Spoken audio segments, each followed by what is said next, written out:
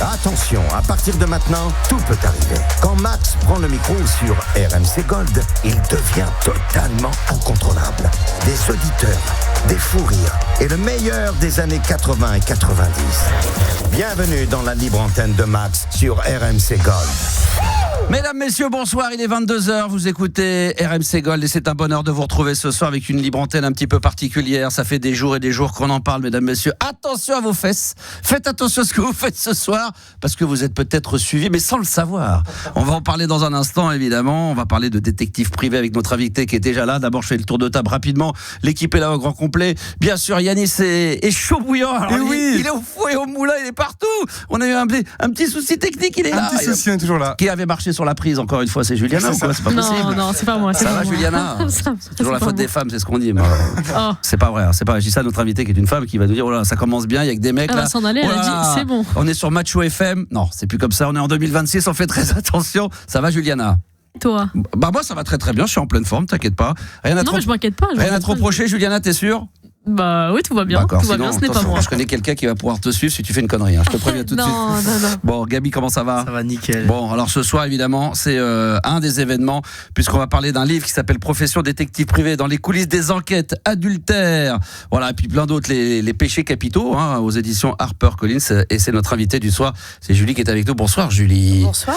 Comment ça va? Merci d'avoir accepté l'invitation. Avec plaisir. Alors, je sais qu'elle est très demandée en ce moment. On en a un petit peu discuté hors antenne avant de démarrer. On t'a vu d'ailleurs de toute façon sur pas mal les radios, les télés. En ce moment, ce livre qui est sorti là récemment. Oui, la semaine dernière. Voilà, donc c'est 1 an et demi, 2 ans de travail quasiment. Oui, facilement. Facilement, beaucoup de boulot parce qu'il faut écrire et en même temps. On travaille à côté. Faut continuer à faire. On s'arrête pas de travailler pour écrire. Continuer à faire des filatures évidemment. En tout cas, merci d'avoir accepté l'invitation et de pouvoir pendant 1 heure discuter avec les auditeurs qui j'espère vont être très nombreux au 06 1980 1990 par WhatsApp à laisser leur numéro de téléphone. Vous avez été peut-être suivis. Ah, non, parce qu'ils savent pas qu'ils ont été suivis. C'est parti pour les clichés, j'ai l'impression ce soir. Non, je voulais dire. Non, ce que j'allais dire aux gens, si vous allez peut-être vouloir témoigner, si vous avez été suivi par un détective privé, mais normalement ils sont pas censés le savoir. Ils ne le sauront pas de toute façon. Oui, voilà, c'est ce que je voulais dire. Quand je suis quelqu'un. Et voilà, donc un bon détective, finalement, on le voit jamais. On l'apprend, mais trop tard. Exactement. Une fois que le mal est fait. Exactement. C'est ça. Une fois que c'est en justice, généralement. C'est ça.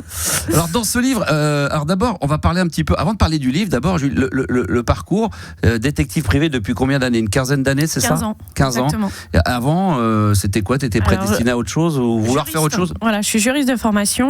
J'étais à la fac, j'ai un master en droit privé. Ouais. Et j'étais en train de passer le barreau quand j'ai déposé mon dossier à la faculté de directeur d'enquête, donc Assas. J'ai fait Sorbonne et la faculté d'Assas. Et j'apprenais que j'étais prise, donc j'ai pris la décision de tout arrêter et de tenter l'enquête, l'aventure, de voir si ça me plaisait. Et ça m'a plu et je suis restée dedans. Et qu'est-ce qui t'a plu? Qu'est-ce qui t'a donné envie d'avoir éventuellement ce... C'est l'absence de routine en fait, c'est le quotidien extraordinaire, c'est pas d'horaire, c'est la liberté. Ouais, alors il y a les avantages et les inconvénients, ça on va en parler évidemment. Après on va rentrer dans le vif du sujet et dans le livre. Mais c'est vrai que dans ce métier-là, on le disait hors antenne, tous les clichés évidemment qu'on connaît par cœur. Peut-être que ça a pu être un peu comme ça dans les années 50, 60, 70, mais depuis une vingtaine d'années, voire un peu plus. Voilà, le détective privé, c'est pas celui qu'on peut voir avec son chapeau sur la tête. Ça n'a rien à voir avec ça. Ça se féminise de plus en plus. Il y a 15 ans, et j'allais te le dire, c'était assez rare. J'étais une des rares femmes détectives. Il y en avait, mais beaucoup moins. Et c'est vrai que maintenant, avec les promos, moi par exemple je suis formatrice à l'école supérieure d'enquête privée et donc je vois cette évolution au fil des années et c'est vrai que de plus en plus je remarque la féminisation de ces promos. Qu'est-ce qui attire justement les femmes à aller de plus en plus vers ce métier-là? Peut-être déjà l'exposition. Moi je fais pas mal de pédagogie dans les médias, je présente la profession, donc je sais que j'ai pas mal d'élèves qui me disent qu'elles m'ont vu à la télé ou qu'elles m'ont entendu à la radio, que ça a un peu déclenché une passion, voilà, une vocation chez elles. Et ça veut dire que quand elles t'ont vu à la télé, elles se sont dit ah bah tiens, il y a des femmes détectives. Tout parce qu'elles pensaient que c'était plus encore un métier d'homme. Peut-être. À tort, bien sûr. Peut-être. Et puis, je pense que de manière générale, tous les métiers un peu masculins se féminisent. Donc, ça en fait partie. Bon, alors, après, tu nous le diras. Je ne sais pas si c'est le pourcentage est de 50-50, mais peut-être qu'il y a plus de filatures de mecs. Donc, peut-être qu'avoir une femme, c'est peut-être plus. Oui, ça encore, c'est un peu un préjugé. On pose souvent cette question. C'est souvent, alors, les hommes trompent plus que les femmes. Honnêtement, ça fait 15 ans que je fais ce métier. Il y a quand même une constante sur... peut-être pas du 50-50, mais quand même du 60-40, je dirais. Et ce que je remarque, c'est que les femmes sont plus malines. Ça, j'en doute pas un seul instant. Les femmes ont tout. C'est vrai, on se dit toujours que les femmes arrivent à plus facilement, à mieux mentir qu'un homme, et qu'une femme a le nez pour pouvoir détecter si le mec ment plus qu'un homme envers une femme. Voilà, il y a des femmes qui ont beaucoup d'instinct aussi par rapport à leur mari. Bon, honnêtement, ça se vaut. Donc il y a pas vraiment plus d'hommes que de femmes. Dans le métier de détective, donc ça fait 15 ans, t'as vu une évolution également du métier? Est-ce que ça a beaucoup changé entre tes débuts et aujourd'hui en 2026? Oui, il y a une évolution dans les techniques, on va dire, avec tout ce qui est internet, réseaux sociaux. Hein. Ouais. Ça va nous servir et ça nous sert de plus en plus. Il y a aussi une évolution donc dans le métier, la féminisation, et puis les demandes aussi. Les demandes ont changé, ouais. Tout à fait, les demandes ont changé. On a plus, par exemple, d'escroqueries sentimentales sur Internet, malgré le fait qu'on fait quand même de la prévention, les brouteurs. On a plus d'arnaques, plus de c'est vrai que la nouvelle technologie, nous on voit un peu le cliché. Bon, ceci dit, dans le livre, il y en a aussi. C'est-à-dire le mari qui a besoin de vérifier si sa femme ou inversement le trompe. Donc ça, c'est la filature qu'on voit un petit peu classique de l'inspecteur, de détective privé. Mais tu parlais des réseaux sociaux, la technologie. Là aussi, vous êtes obligé d'être formé aussi parce qu'il faut savoir maîtriser les réseaux sociaux, Instagram, TikTok, et toutes ces choses-là, Après, Facebook. Il y a des spécialistes. C'est vrai que sur des grosses missions où effectivement il faut vraiment aller chercher, ou même par exemple du dark web. Donc bon, je sais le faire, mais je sais qu'il y a des enquêteurs plus spécialisés que moi. Donc je vais potentiellement faire appel à ces collaborateurs. Donc là, c'est pas forcément du terrain pur, ça va être dehors, mais ça peut être devant son ordinateur. L'enquête dite administrative, on va dire l'enquête assise. Donc il y a tout ce qui est terrain, extérieur, effectivement, mais je passe aussi des heures derrière mon bureau et derrière mon ordinateur. Et en moyenne, c'est quoi la durée quand t'as une comme ça, quand t'as une, je sais pas comment on appelle ça d'ailleurs, c'est pas une enquête, une mission, pardon. Ouais, ça dure quoi? Ça dépend, ça va vraiment dépendre, ça va. Pour te donner un exemple, sur du terrain, de la filature, on est sur une vacation minimum de 4 heures. Ça veut dire qu'on se déplace pour minimum de 4 heures. Voilà, on va pas faire moins de filature. Et sur ce qui est enquête administrative, c'est pareil. On va dire le minimum c'est 4 heures. Et le maximum, ça peut aller jusqu'à. Pas longue durée, c'est que ça peut durer des semaines. C'est des filatures qui vont durer entre une semaine, 15 jours. Bon, ça dépend évidemment du dossier, mais c'est ça la moyenne. 2 jours, sur des semaines. J'ai des clients depuis des années également. Ouais. Alors ce livre-là, donc qui est sorti depuis peu, pourquoi tu as accepté de le faire? Comment ça s'est passé? Comment est arrivé moi j'ai la chance de faire un métier passionnant et qui fascine, on va dire. Ouais, donc quand on connaît peu de choses. Donc pour tous mes projets, en fait, je suis démarchée, donc on est venu à moi, on m'a proposé d'écrire ce livre. J'ai trouvé ça quand même une très bonne idée, parce que c'est vrai qu'en 15 ans, j'ai quand même pas mal d'anecdotes. Et je me suis dit, faut pas tout dévoiler, c'est ça le problème de ce métier-là, c'est qu'il y en a qui disent on peut pas tout dire, on peut pas tout raconter. Bien sûr, je rappelle que tout est anonymisé dans mon livre, bien évidemment, j'ai changé les détails. Il y a le nom de Gabi qui revient très régulièrement. Non, voilà, donc il n'y a pas moyen de faire la relation avec Et puis c'est des missions qui datent aussi d'il y a 11, 12, 13 ans. Voilà, j'ai laissé passer du temps aussi également.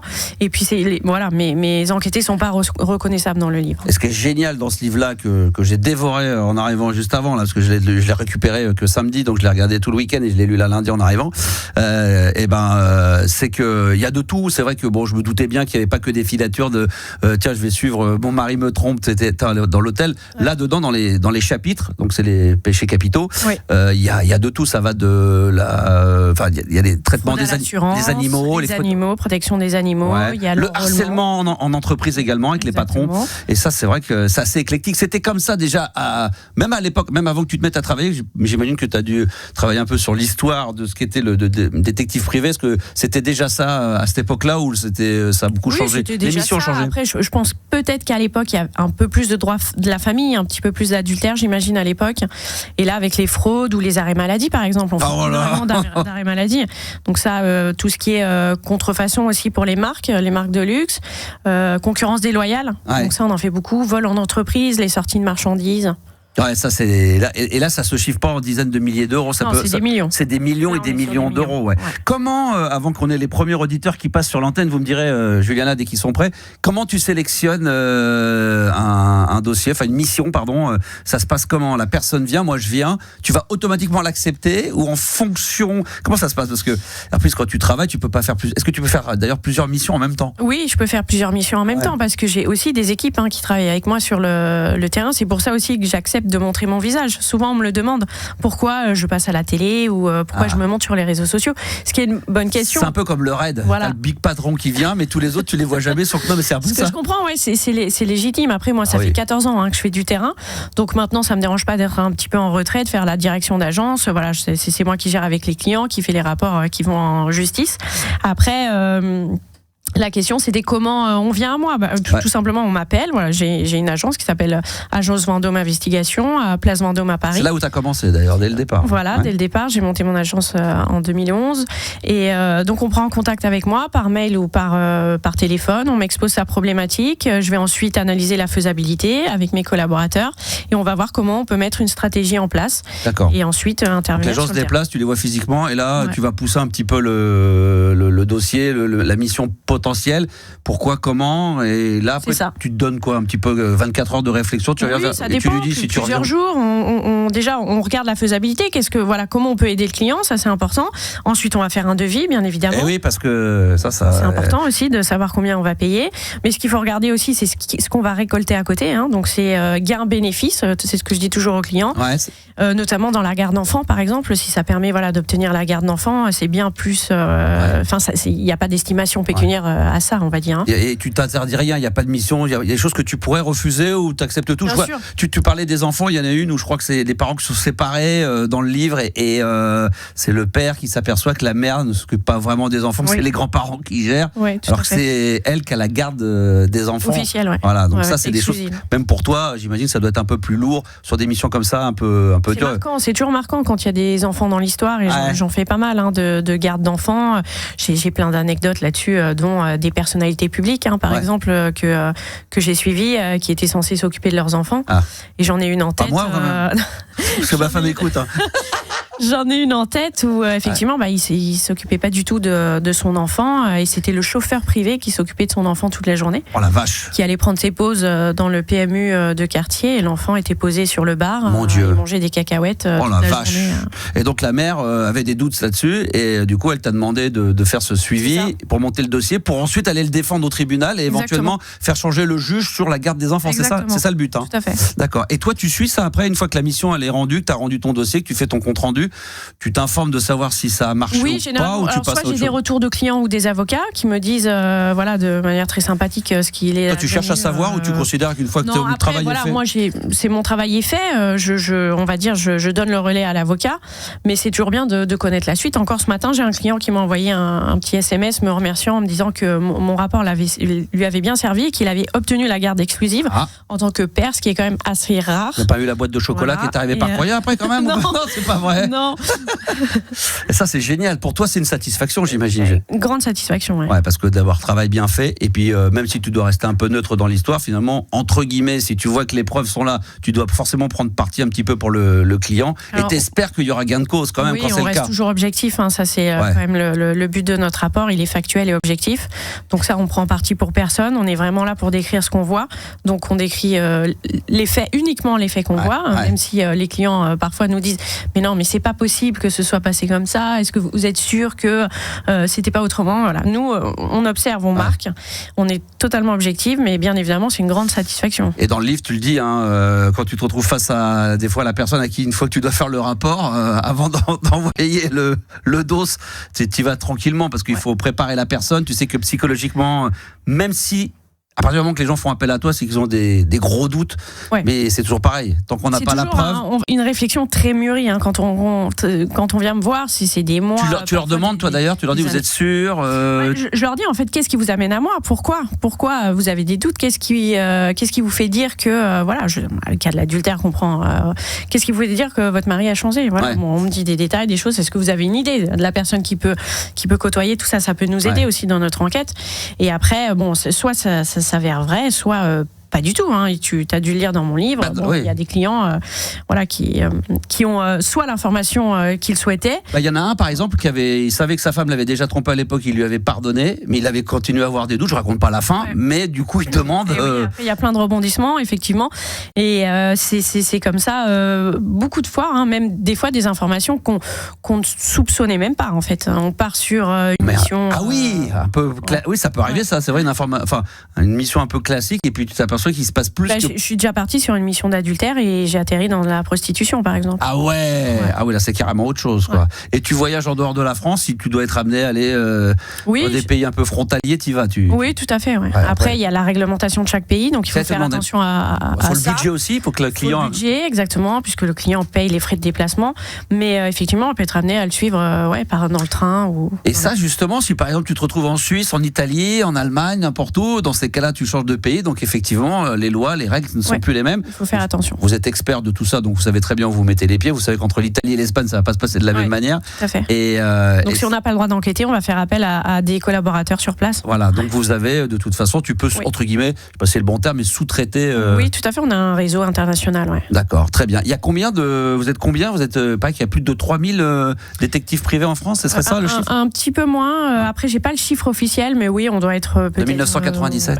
Entre 2000 et 3000. C'est incroyable. Voilà. Ah ouais, c'est génial. Et ça ne cesse. C'est une profession qui continue à séduire de plus en plus. Oui. Et de plus en plus réglementée. Ça, tu nous l'as dit un petit peu en antenne avant de démarrer. On a discuté 5 minutes. Tu nous avais dit que quand même les temps avaient bien changé et qu'aujourd'hui, peut-être qu'il y a eu des dérives. Oui. Alors, c'est une profession qui est très encadrée, très réglementée. Depuis 2012, notamment avec notre conseil national qui est le CNAPS, qui nous régule et nous contrôle.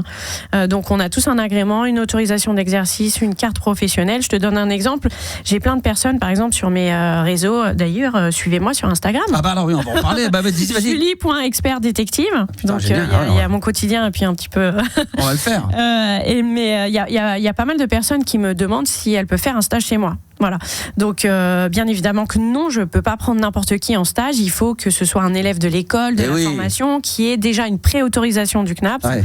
Donc, tout ça est très encadré, même au niveau des stagiaires. D'accord, donc là, c'est pas tu vas, si une personne tu vas la prendre, il va falloir quoi, que tu montres patte blanche, ou il va falloir quoi qu'il y a Il va falloir qu'elle soit déjà en formation, obligatoire, et ensuite elle a une préautorisation du CNAPS, donc ça veut dire une enquête de moralité, casier judiciaire vierge et une autorisation qui va être délivrée ensuite pour pouvoir exercer. Et quand tu parles, juste pour terminer, après on aura les premiers auditeurs, j'ai tellement de questions, parce que c'est vraiment passionnant.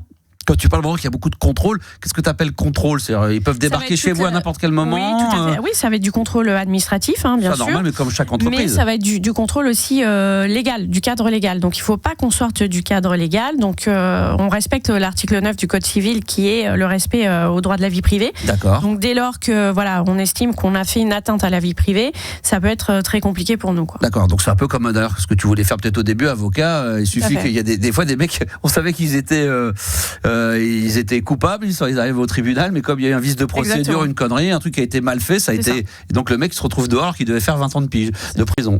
Très bien, on va en parler évidemment. Profession détective privé, est-ce qu'on a des auditeurs, Juliana, qui sont avec nous en direct sur RMC Gold, 22h17? Ouais, on a Audrey qui est là, qui a beaucoup de questions. Ah, et moi aussi, t'as vu?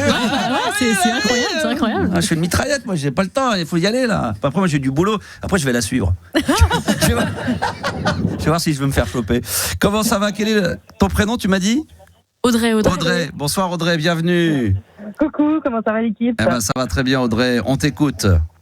Alors moi, dans ma première question, j'ai tout plein de questions, c'est vraiment intéressant. Dans ma première question, c'était comment on choisit déjà, comment bien choisir son détective privé? Ah, ça c'est vrai. Ouais, c'est parce que là, comme il y en a beaucoup, quoi. Oui, c'est une bonne question. Déjà, il faut que le détective soit agréé, qu'il ait une autorisation et une carte professionnelle, je le répète. Parce qu'il y a des... Ça, c'est accessible sur Internet, sur le CNAPS, le site du CNAPS. On est tous répertoriés, tous ceux qui sont en règle. Ensuite, il y a chacun a son site Internet. Il faut regarder peut-être, par exemple, les avis, l'appeler, demander. Vous avez le droit à vos petites étoiles comme sur Amazon? Oui, bien sûr, tout à fait. Ah, oui. Oui, on a l'appeler, par exemple. On a des spécialités, lui demander par exemple la spécialité, est-ce que ça va correspondre à notre problématique? Toi, t'en as une? C'est laquelle? Parce que dans le livre, j'ai l'impression que tu vas de tout. Du terrain, j'ai pas spécialement de spécialité. D'accord, mais il y en a qui sont vraiment spécialisés. Oui, par exemple, j'ai un confrère spécialisé dans les enrôlements de sectes. D'accord. Voilà, j'en ai un autre dans la contre-enquête pénale qui fait uniquement de ça. Ok. Voilà, donc c'est bien de demander la spécialité. D'accord, parce que toi, t'aurais eu envie de quelqu'un en particulier? Allô? Moi, personnellement, non. C'était parce que j'ai eu 2-3 expériences autour de moi par des clientes. Ouais. Et c'est vrai que elles avaient choisi des détectives privés, mais qui n'avaient pas forcément abouti sur des choses derrière. Donc pour ça, par rapport à tout ça, du coup, ça me donnait plein de questions en fait. Parce que comment il y a quand même des petits trucs à savoir pour bien choisir. Donc tu as bien entendu. Donc d'abord, il faut faire l'entonnoir. Évidemment, le mieux, c'est d'aller en fonction de la ville également dans laquelle on se trouve. Bien sûr. Entonnoir. Donc déjà, s'il y a un truc très particulier, je dis ça pour les auditeurs, détectives. Après, vous prenez le numéro de téléphone, un mail. Je pense que c'est ce que tu disais. Il faut expliquer le pourquoi du comment. Et puis, normalement, un bon détective, c'est ce que tu disais, Julie, va questionner le peut-être futur client pour savoir qu'est-ce qu'il vient chercher là-dedans. Et comment on peut l'aider. Et comment on peut l'aider. Voilà. Et puis, est-ce que tu as un peu d'argent? Parce que c'est vrai que, non, mais ça peut, je dis ça en plaisantant, mais c'est le nerf de la guerre, l'argent. C'est pour ça qu'on fait des devis, hein. Parce que quand tu vas dire à la personne, là, le boulot que vous allez me demander, ça va pas prendre 24 heures, ça dépend de quoi. Parce que, typiquement, quand tu vas, moi, il y a un truc qui m'a dans le livre qui était dingue. Moi, c'est parce que je savais pas qu'on pouvait aller jusque là. C'est, par exemple, je crois que c'est un ami à toi, non? Quelqu'un que tu connaissais, que tu dis, qui était expert comptable ou comptable qui rentre en entreprise. Le harcèlement. Ouais, ça se passe très bien au départ et puis ça se détériore au fur et à mesure avec le N+1, quoi. C'est ça? Est-ce que tu peux raconter sans tout dévoiler, mais Voilà, après, c'est tout un travail d'enquête, ça va être du recueil de témoignages, ça va être essayer de savoir. Là, lui, ce qu'il voulait, c'était quoi? C'est comment sortir de cette panade, de cette spirale où en ayant des droits. Voilà, parce qu'il était insulté, il avait des mails, rabaissé jour et nuit. Donc le but, c'était de l'aider, à se sortir de cette spirale et de ce burn-out. C'est ce qu'il faisait. C'est genre, c'est le classique, hein, le patron qui, soi-disant, lit un de tes dossiers, il est 23h30, il t'envoie un mail, c'est de la merde. Il faut que tu me refasses tout. Je le veux demain 7h30 sur mon bureau. Bon, c'est ce que je fais avec mes équipes. Faut que je fasse gaffe alors. Mais ça, c'est pas légal. Voilà. Ah, c'est pas merde. Le droit du travail, c'est pas légal. Bon, j'arrête. Alors, à partir de demain, j'arrête. Très bien. Bon, il n'y a pas de problème. Parce que je leur demande d'être là à 8h du matin pour l'émission à 22h. Donc, j'ai peut-être pas abusé pendant longtemps. T'avais d'autres questions éventuellement à poser à Julie? Vas-y. En fait, par rapport à ça, je sais qu'à un moment donné, tu vois, on disait que quand on filmait quelqu'un, on prenait quelqu'un en photo, face au tribunal, ça ne pouvait pas passer parce que c'était pris à son insu. Donc du coup, comment ça se passe quand on est dans le détective privé? Du coup, est-ce qu'on a le droit? Très bonne question. Est-ce que votre dossier va pouvoir être appuyé avec l'avocat? Est-ce que ça peut servir de preuve ou pas? Ah oui, bien sûr, nos rapports sont utilisables en justice, ils sont valables, ils sont rédigés par nous. Donc moi, j'ai une formation de juriste, donc ils sont totalement utilisés dans les pièces des dossiers par les avocats. Là, on parle de droit à l'image et de respect de la vie privée. Alors, on a le droit, bien évidemment, de prendre en photo les personnes, mais dans des lieux public. C'est-à-dire qu'il faut que ce soit dans la rue. Pas dans des lieux privés. On n'a pas le droit de s'introduire dans les domiciles. L'hôtel, par exemple, tu le photographies à l'accueil. Exactement. Alors non, je vais le photographier devant l'hôtel. Devant l'hôtel, pas dans l'hôtel. En train de rentrer dans l'hôtel, en train de sortir de l'hôtel, par exemple. Après, à l'intérieur, on est là, on écoute ce qui se passe. Oui, c'est la filature. Voilà, on va quand même reporter dans notre rapport tout ce qu'on a entendu, tout ce qu'on a vu. Et tu vas pas joindre de photos. Mais on va pas joindre de photos. Voilà, il y a aussi ce droit à l'image qu'il faut respecter. Voilà, Audrey, tu vois. Toi, ça t'aurait intéressé, Audrey? C'est un métier qui te fascine. Quelle image t'avais de la profession de détective privé avant qu'on ait Julie? Parce que c'est vrai qu'on entend peu souvent parler, témoigner. Qu'est-ce que t'avais, toi, comme... Écoute, moi, la petite anecdote, en fait, c'est que dans ma famille, j'ai mon père qui avait un métier. Il était un métier artisanal, tu vois. Ouais. Et en fait, il avait cette espèce de double vie où voilà, toute petite, je me rappelle comme ça d'une histoire où il avait enquêté sur un ancien président, pour dire un truc assez lourd quand même. Et voilà, je me rappelle voilà une histoire comme ça qu'il avait racontée. Je sais pas si je peux tout divulguer. Non. Et voilà. mais du coup, mon père, en fait, bien des années après, parce qu'après il a arrêté, il avait son diplôme de détective privé. D'accord. Et du coup, c'est vrai que je pense qu'après c'est de famille aussi, tu vois. Moi, j'ai fait 2-3 petits trucs aussi un peu voilà chelou. Rien d'illégal non plus, mais. T'as suivi ton mec? T'as suivi ton mec? Non. Alors c'était pas pour moi, c'était pour des amis. Voilà, deux amis en particulier. Voilà, on a fait de la filature, tu vois, des choses comme ça. C'est quelque chose qui est très très intéressant. Ouais. On peut vite. Je peux comprendre quand t'as dit que il y a un côté un peu excitant. C'est passionnant. Ouais, passionnant, c'est ça.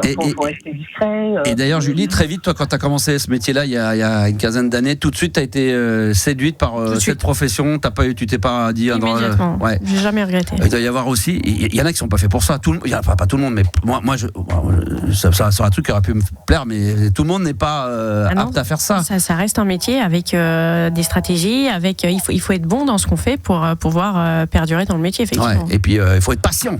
La patience. Il faut être patient, il y a beaucoup d'attentes. C'était comme ça déjà de base, Julie, t'es de nature à être patiente parce que c'est vrai. Ouais. Donc t'as appris à le devenir. J'ai appris à le devenir et je pense que la patience s'apprend et je suis pas du tout la même en mission que hors mission. Et effectivement, jamais de la vie dans ma vie personnelle, j'arriverai à attendre 15 heures dans une voiture. Mais quand c'est pour le. Moi j'attends des fois ma femme un quart d'heure quand elle dit j'arrive, t'es là que t'attends pour le resto. Non, ça s'apprend. Ça s'apprend. En 15 ans, j'ai appris à attendre. Ouais, parce qu'il y a des moments tu peux rester. Alors pour le coup là c'est le cliché, mais ça c'est vrai. Tu peux rester dans une voiture, attendre devant un hôtel qu'un couple sort, et là ça peut durer. 15 heures, 16 heures, 18 heures, 48 heures. Mais là comment tu fais? Parce qu'à un moment donné c'est pas que tu perds patience, mais tu peux te déconcentrer. Il faut bien que tu ailles, je sais pas moi, les besoins, manger, sortir. La concentration, ça prend aussi. Effectivement, on ne fait rien pendant qu'on attend. On ne peut pas regarder un film, lire un livre, à la limite écouter un podcast. Mais il faut quand même rester focus. Les yeux rivés sur la sortie ou l'entrée de l'hôtel. Sur la sortie. Après, on fait des relais, par exemple, quand on est en équipe. Donc on va se relayer, même si on doit y passer la nuit, par exemple. Chacun, il y en a un qui va se reposer pendant que l'autre continue la surveillance. D'accord. Voilà, on n'est pas tout seul. Moi, généralement, j'essaye de vendre une équipe, un minimum de 2 personnes. Ouais. C'est quand même la configuration idéale pour pouvoir bien réussir un dossier. Ouais, pour être sûr qu'il n'y en ait pas un qui ait un truc qui lui échappe, parce qu'à un moment donné, quand même, la concentration. Oui, nous ne sommes pas des robots quand même. On a besoin. C'est pareil, moi, j'ai des clients qui m'appellent parfois à 2-3 heures du matin, ou alors en mission, quand on est en mission et que mes collaborateurs sont sur le terrain, je sais pas, il est minuit, j'ai mes clients qui me demandent, qui m'appellent et qui me demandent un petit rapport. Ah ouais. Mais je leur dis, je ne suis pas un robot, j'ai aussi besoin de dormir. J'allais te demander, parce que les gens pensent que tu vas être, à partir du moment que tu acceptes une mission. 24. Ouais. Alors c'est pas le cas, Mais c'est pas le cas. Voilà, il y a de la psychologie aussi dans ce métier-là. Donc il faut apprendre aussi à dire, écoutez, j'ai besoin de me reposer. Ouais. Et on fera le point demain à 9h. Et puis la fatigue, parce que en fonction de la mission, Audrey, tu imagines bien qu'en fonction d'une mission, les horaires sont pas les mêmes. Pas du tout. Nous, le 35 heures, on le connaît pas. Voilà, ça c'est pour ça d'ailleurs que le salariat dans la profession est très compliqué, parce que respecter le droit du travail, pour nous, c'est dur, parce qu'on travaille jour et nuit. Tu prends un stagiaire, si tu acceptes un stagiaire, tu vas pas lui dire après maintenant c'est parti pour 24 heures et lui il faut pas qu'il dépasse certaines heures. Non, c'est compliqué. Ouais, c'est du boulot, Audrey. Bon, donc et de ce que disait Audrey, le fait qu'il y a des gens de Monsieur, Madame, tout le monde qui peuvent aussi faire des missions comme ça spéciales de temps en temps, ce qui était le cas de son père. Il avait un métier et à côté de ça, il faisait le détective privé en plus. Oui, alors à l'époque, mais c'est plus possible. C'est plus possible aujourd'hui, ça, Audrey. Ouais, c'est ça. Lui, c'était dans les années 90. Vraiment, 85, non, maintenant, c'est plus du tout possible. C'est plus du tout possible, ça. Ouais. Une dernière question, Audrey, avant qu'on ait d'autres auditeurs, auditrices sur l'antenne d'RMC Gold. Ouais, comment on arrive à prendre du recul? Parce que je pense que vous devez voir quand même pas mal d'affaires. Alors, il doit y avoir beaucoup le côté administration et puis après les affaires personnelles. Comment on arrive à force de faire ce métier-là, comment on arrive à prendre du recul, à ne pas rentrer dans une espèce de psychose, de douter d'un peu de tout le monde, de votre entourage. Elle va te répondre. Je le redis pour les auditeurs, parce que dans ce livre-là, dans chaque chapitre, c'est des thèmes très différents. On disait les animaux avec les associations, on parlait de fraude, maladie, assurance. Ça peut être donc effectivement la tromperie entre couples. Aussi. Ouais, il y a non, pas de meurtre, pas de pénal. Pas de pénal. Pas de pénal, mais comme on l'a dit, le harcèlement. Qu'est-ce qu'il y a d'autre également à l'intérieur? Enfin, il y a de tout. Vous traitez de tout, vraiment. Droit familial. Addiction, enrôlement dans des sectes. Ouais, donc ça va très très loin. Donc la question est comment tu fais pour avoir du recul? Alors, souvent on pose cette question, est-ce que je garde foi en la nature humaine? Heureusement que oui. Ouais. Et surtout 15 ans après, quand je rentre, je ferme la porte et effectivement j'essaye de plus penser à mes dossiers, même si parfois c'est prenant, notamment avec les enfants. Tout ce qui est pédophilie, des choses comme ça, bien sûr. C'est prenant. Mais moi je dis toujours, c'est comme un cancérologue, par exemple, qui toute la journée côtoie la mort, côtoie la maladie. Quand il rentre chez lui, j'imagine qu'il ferme la porte. Et les gens des d'urgence. Il y a plein de choses comme ça. Faut arriver, hein. Il faut y arriver. Au début, c'est vrai qu'en plus, j'ai commencé assez jeune, c'est compliqué, mais on se rend vite compte qu'il faut pas se faire manger par sa profession et qu'il faut une sorte de carapace. Voilà, c'est ça, et en fait, il faut prendre un rôle professionnel. Voilà, mon rôle, c'est d'aider les gens dans leur mission. Je le prends très à cœur, et quand je rentre chez moi, j'ai ma propre vie personnelle aussi. Donc, il faut aussi que je profite de cette vie personnelle et sans me nourrir la vie avec des idées. Il t'arrive de temps en temps qu'il y ait des missions comme ça, t'as quelque chose et après la personne te rappelle quelques années après pour te relancer sur la même mission. Bien sûr. Parce que ça, entre guillemets, ça a échoué, ou vous n'avez pas eu les preuves nécessaires, mais qui reste convaincu qu'il y a quelque chose. Ah, bien sûr. Ou alors, j'ai eu les preuves, je sais pas, moi, l'adultère a été prouvé, mais elle a décidé de pas divorcer, par exemple, et elle va me recontacter 2-3 ans après. Ou alors pour une autre histoire, que ce soit du droit de la famille, et puis ensuite c'est, je sais pas, un locataire, par exemple, qui est parti sans laisser d'adresse et qui est sans payer. Elle revient vers moi, elle me dit, cette fois-ci, c'est pour une problématique, moins personnelle. D'accord. Écoute, Audrey, donc je te conseille forcément de mettre le nez dans ce livre-là. Franchement, c'est passionnant. Profession détective privé aux éditions HarperCollins. Vraiment, c'est très très bien. C'est sorti il y a peu avec la collaboration également de Mélissa Perrodo. C'est ça. C'est qui ? C'est une prenne plume. D'accord, ok, très bien. Donc voilà, ce livre-là est sorti depuis peu et franchement, vous allez à l'intérieur. On peut pas. C'est ça qui est frustrant, c'est comme je l'ai lu, j'ai envie des fois de raconter l'histoire du début à la fin. Mais non, bien sûr que non. Il faut garder le suspense. Merci, ma Audrey. Je vous en prie, avec grand plaisir.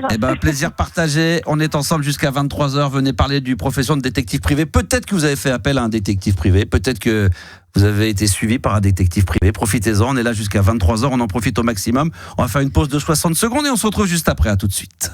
Jusqu'à minuit, c'est la libre antenne de Max sur RMC Gold. Merci d'être avec nous. Nous sommes en direct, évidemment, sur RMC Gold tous les soirs de la semaine. C'était Tupac avec California Love sur RMC Gold. Réagis en direct sur le WhatsApp de Max. 06 1980 1990. Julie Catalifo est notre invitée ce soir, détective privé depuis plus de 15 ans. Le livre vient de sortir. Allez-y, profession détective privé dans les coulisses, les enquêtes, l'adultère. Ah oui, Gabi, ça te parle ça, l'adultère ? On connaît. T'en connais un rayon. Voilà, il y a plein de choses, les péchés capitaux. Il y a les chapitres. En fin de compte, ce sont les péchés capitaux qui sont chapitre après chapitre. On va te rallumer le micro, si on peut lui rallumer le micro. Voilà, c'était ça, tu confirmes. Exactement. Donc dedans, il y a de tout. Je le redis pour les auditeurs. Il y a ce qu'on disait tout à l'heure. Ça peut être des problèmes avec son N+1 en entreprise. Il y a des, comme on dit, adultères. Alors, il y a aussi la fraude. Alors ça, on en voit assez souvent. Fraude à l'assurance. Ouais, exactement. L'assurance, qui font croire qu'ils sont malades, grande maladie, et qui, en fin de compte, ou continuent à travailler de leur côté. Ça, j'entends souvent ça. Ouais. Ça, j'ai l'impression qu'il y en a de plus en plus. Il y en a de plus en plus. Je trouve. Et tu sais, comme je dis souvent, moi, des miracles, j'en vois tous les jours. Des aveugles conduire, des handicapés courir. Ouais, c'est ça. Des mecs qui sont en fauteuil roulant, mais qui conduisent. Ouais, c'est ça. Et là, c'est le patron qui va te demander d'aller enquêter. C'est généralement l'assurance qui va me demander. Après, il faut que ce soit... Oui, parce que c'est sur des gros montants. On parle de centaines de milliers. C'est des fois c'est 15, 20 000, 30 000 par mois à donner à quelqu'un. Ouais. Et dans le livre, dans le témoignage, c'est encore tout raconté, mais ce qu'on peut dire, c'est que la personne en demande toujours un peu plus d'argent. Hein ? Oui, c'est ça. Et du coup, toi, il faut... Donc ça interpelle, quoi. Il faut qu'on aille vérifier ce qui se passe par rapport aux expertises, quoi. Et de tout ce qu'on raconte, dans quel les détectives de manière générale en France, ou toi, à titre personnel, tu es de plus en plus sollicité sur quel genre d'affaires ? C'est toujours aussi éclectique, là, comme on vient de le citer, oui, ou ça reste quand même de plus en plus les assurances, les choses comme ça ? Non, pas du tout, il y a de tout. Et les assurances font de plus en plus ça. Au début, ils devaient se dire, est-ce qu'on le fait, est-ce qu'on le fait pas ? Maintenant, est-ce que c'est quelque chose de monnaie courante ? Ça a toujours été ? Oui, ça a toujours été. D'accord. Et est-ce qu'il y a encore des situations qui restent encore un petit peu borderline, où on n'ose pas trop, parce que aussi, quand les gens viennent te voir, ils peuvent avoir aussi un peu honte. Mine de rien, non ? Non, alors c'est tu peux être gêné de la situation ? Non, pas du tout. Alors, oui, c'est plutôt de l'appréhension, effectivement. Il y a tout ce cliché un peu de se dire, je vais contacter un détective privé. Je sais pas, les gens pensent que je suis dans mon bureau, peut-être dans l'ombre. Non, mais moi, par exemple, j'ai des doutes que ma femme me trompe. J'ai envie de savoir le vrai du faux. J'arrive pas à le faire parce que je peux peut-être faire mon enquête. Si je vais venir te voir, c'est toujours un petit peu gênant au départ. Donc, il faut mettre la personne bien à l'aise. Il faut mettre la personne à l'aise. Ça, je disais, c'est un peu, bien sûr, sûr, un peu honteux de te dire. Ça va très vite, en fait. Ouais. Dès lors que je décroche et que je leur dis expliquez-moi votre problématique et de toute façon on en fait souvent. Voilà, si vous voulez, c'est des dossiers que je fais toutes les semaines. Les gens se dérident un peu et ont moins d'appréhension. Ça va très vite, mais oui, je vois de quoi tu parles, effectivement. Ouais. Julien est avec nous. Bonsoir Julien, bienvenue sur RMC Gold. Comment ça va mon Juju ? Ça va très bien, bonsoir Max, bonsoir Madame Calali. Bonsoir. Ça va. Alors Julien, toi, est-ce que tu as déjà eu affaire à un détective privé ou t'as déjà mené tes petites enquêtes ? Je les ai pas vus, en tout cas s'ils me recherchent, mais... Non mais que toi t'es fait appel à un détective privé.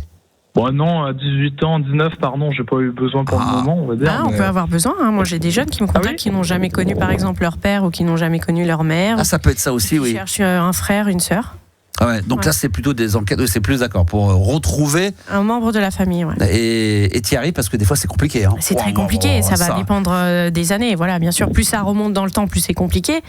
Mais voilà, des jeunes de 18 ans, 17 ans, c'est pas si vieux que ça.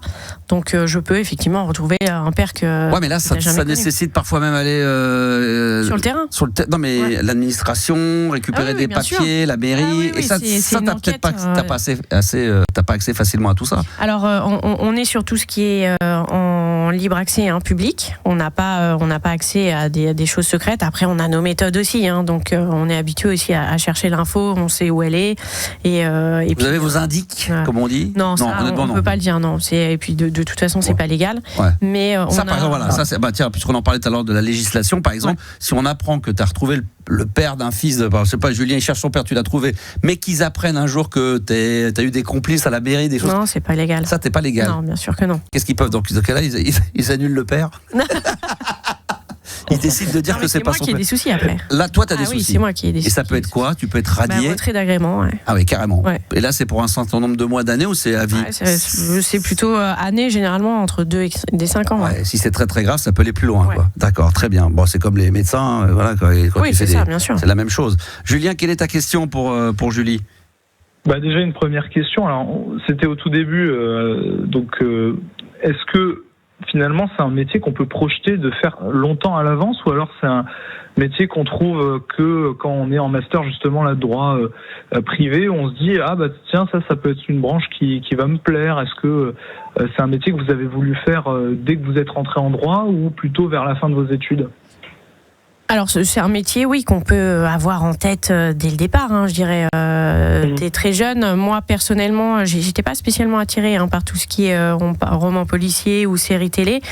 C'est vrai que c'est plutôt déclaré en droit, où je me suis dit, voilà, quelle profession je peux exercer au-delà de la profession d'avocat, qui pourrait me correspondre et qui aurait un quotidien un peu plus sympa, on va dire, un peu plus, qui bouge un peu plus. Un peu moins bureau. Voilà, un peu moins bureau. Et ça s'est imposé à moi. J'y réfléchissais depuis pas mal d'années, mais c'était pas non plus fulgurant depuis toute petite, mais on peut effectivement avoir la passion en soi. Et puis moi j'en connais qui veulent être détectives depuis l'âge de 6 ans par exemple. Mais il faut pas forcément avoir fait des études de droit pour faire détective privé aujourd'hui. C'est quoi d'ailleurs le cursus, s'il y en a un ? Alors il y a plein de cursus. Il y a beaucoup de policiers, d'anciens policiers, anciens gendarmes, anciens militaires, qui font des reconversions, des anciens huissiers également.